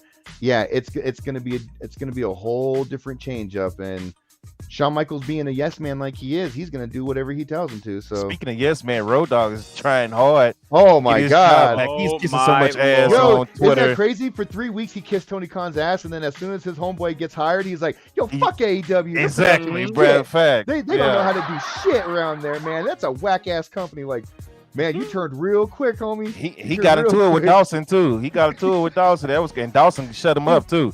And now 2 days ago, he's saying, yeah, I've been bugging Tony for a job. So what, Hunter didn't answer the phone when you called the other day? Yeah, there you go. Like, I wonder what's up with that. What, now that he got, other people over there it was kind of weird. So Road Dogg is a flip-flopper right now, man. He's the flip-flopper of the week. Keep him away. Flip-flopper of the week, Road Dogg. Flip-flopper of the week. Keep Road Dogg away from WWE, Triple H. I understand that's your home, but keep him away. But yeah, Super Show of the Week NXT, just because they did a way better job than the last 3 weeks as far as quality matches, keeping the show moving. I didn't like the whole trash can thing. Outside of that, NXT was fine. I would have gave it to AEW, but it felt like AEW was just cramming so much on Dynamite. That's the only reason this week. It just felt like so much was going on. Even when Hobbs turned on Starks, a big moment, they instantly went right back to the back, and Taz came back like, hold on, man, I still got to process what just happened between my guys. So then Hook won like right before that. So that was a big moment, and they just kind of went right back to right to the back. And so it just felt like they tried to they overbooked it a little bit this week. That's the only reason I didn't give it to Dynamite. But Dynamite was a fire show. Superstar of the Week, I hate saying this, but he did impress, man. So let's give it to Logan Paul. Superstar of the Week, just because he did a hell of a job, man. Shout out to the Miz too. Get the Miz credit, man. Absolutely. So people don't like giving the Miz credit, but this is the Miz. Anyway, I ain't gonna go on the rant. That'll be a rant. You saw you saw last night, fucking an AEW wrestler put over a WWE wrestler with his tweet. What's his name? Spears. Yep. Name someone who does their job very well. The Miz. Yeah. So like, flat out, like, hey man, respect. No, Rob, we're not doing a choosing game tonight. If we was doing a choosing game, I would have said it like at least 6 times by now, Rob. This is how I know you don't pay attention. It's the podcast rant. No, buddy, I'm finna get up out of here. We're doing a good job. I'm on other people's time as well. So shout out to everybody that came through. Shout out to my guy Max for coming through. For the people that watched us and the Ric Flair podcast, shout out to y'all. For my YouTubers, the membership, I should say the members. Hey, y'all got the link in the chat in your Discord. So if you missed it, you can go back and watch it. They most likely do replays. So good show. Dark, you got anything? Or Max, you got anything you want to promote? Just hit the follow, and I'm gonna start getting into that e-fedding pretty soon. So just keep an eye out on that shit. I gotta go watch that. Yep. Good. Yeah. Yes. Make sure to to watch watch already, right? Yeah. I did a show. Okay, yesterday. so I'm gonna watch the it. show. Make sure to watch the show that he did yesterday, because that was really dope. So yeah, it's the first full show, so definitely. So, but other than that, yeah, just keep your eye out for that. Speaking of, go ahead, Dart. I'll let you go first. Go ahead. We've got the Open Weight Classic coming to an end this week. We're going to go through the B block. make sure to come through because we've got a lot of new competitors that you have never seen before in MTDW. And we will be doing the finals for the entire tournament the same night as well. So whoever wins the B block will be given a moment to rest before coming back to fight Eddie Kingston in the finals, who won the A block last week. So make sure to come and watch that. Wednesday is the day that Stardom normally drops their shows, and they did the 5-star Grand Prix this weekend. So we are getting into the hottest tournament of the summer. Fuck yeah. This is with gonna be Stardom. so exciting. So if you've never seen Stardom before, this is the perfect time to get into it. You will see everybody wrestle. You'll see all their styles.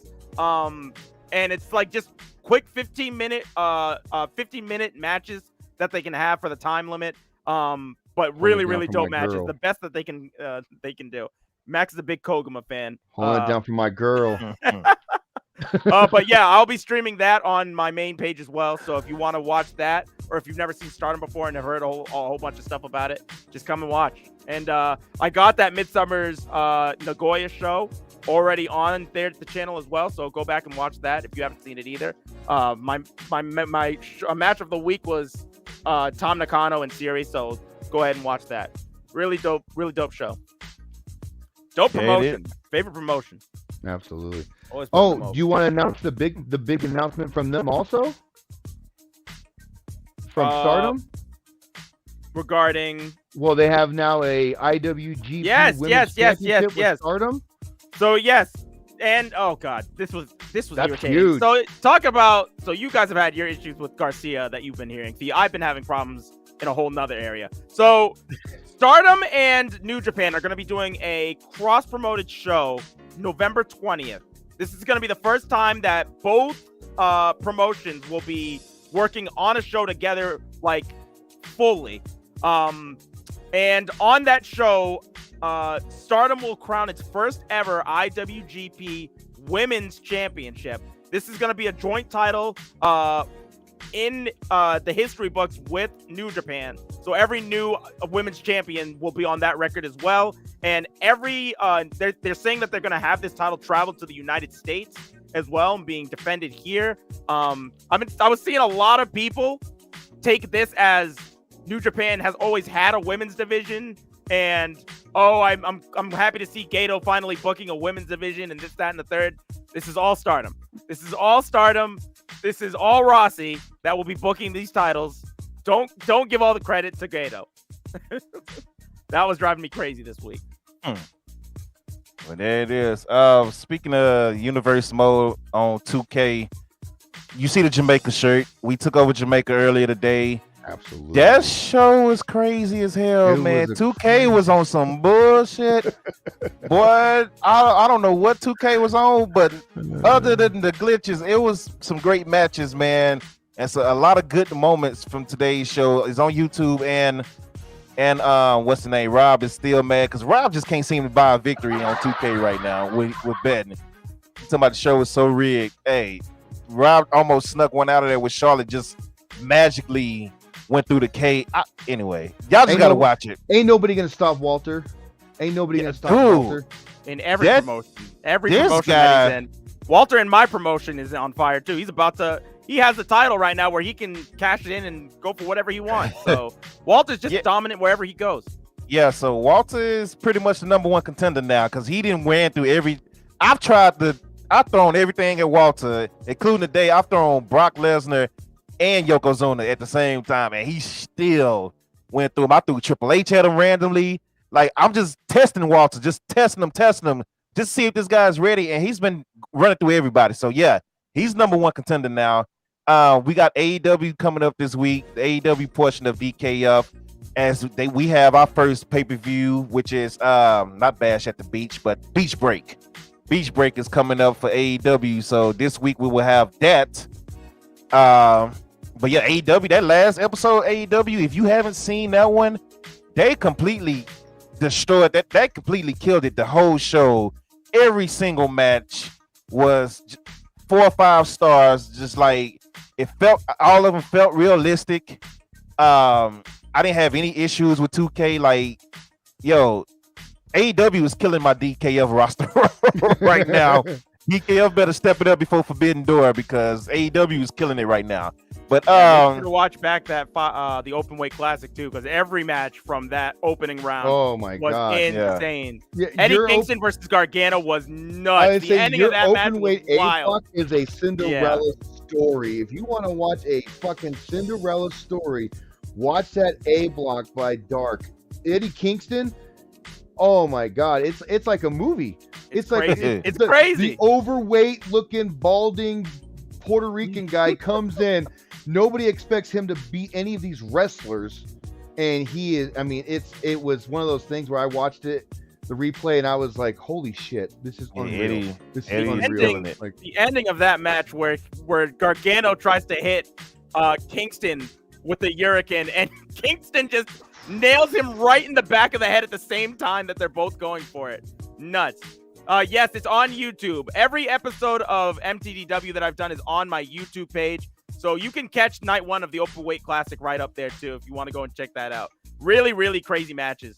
And a really great match also from Adam Cole and El Phantasmo in the semifinals also. The entire night was crazy. Yeah, so long story short, go follow the YouTubes and start watching these damn E-Feds. These damn E-Feds, man. You got nothing to watch and you want wrestling that's good? Go watch E-Feds. I'm telling you, watch.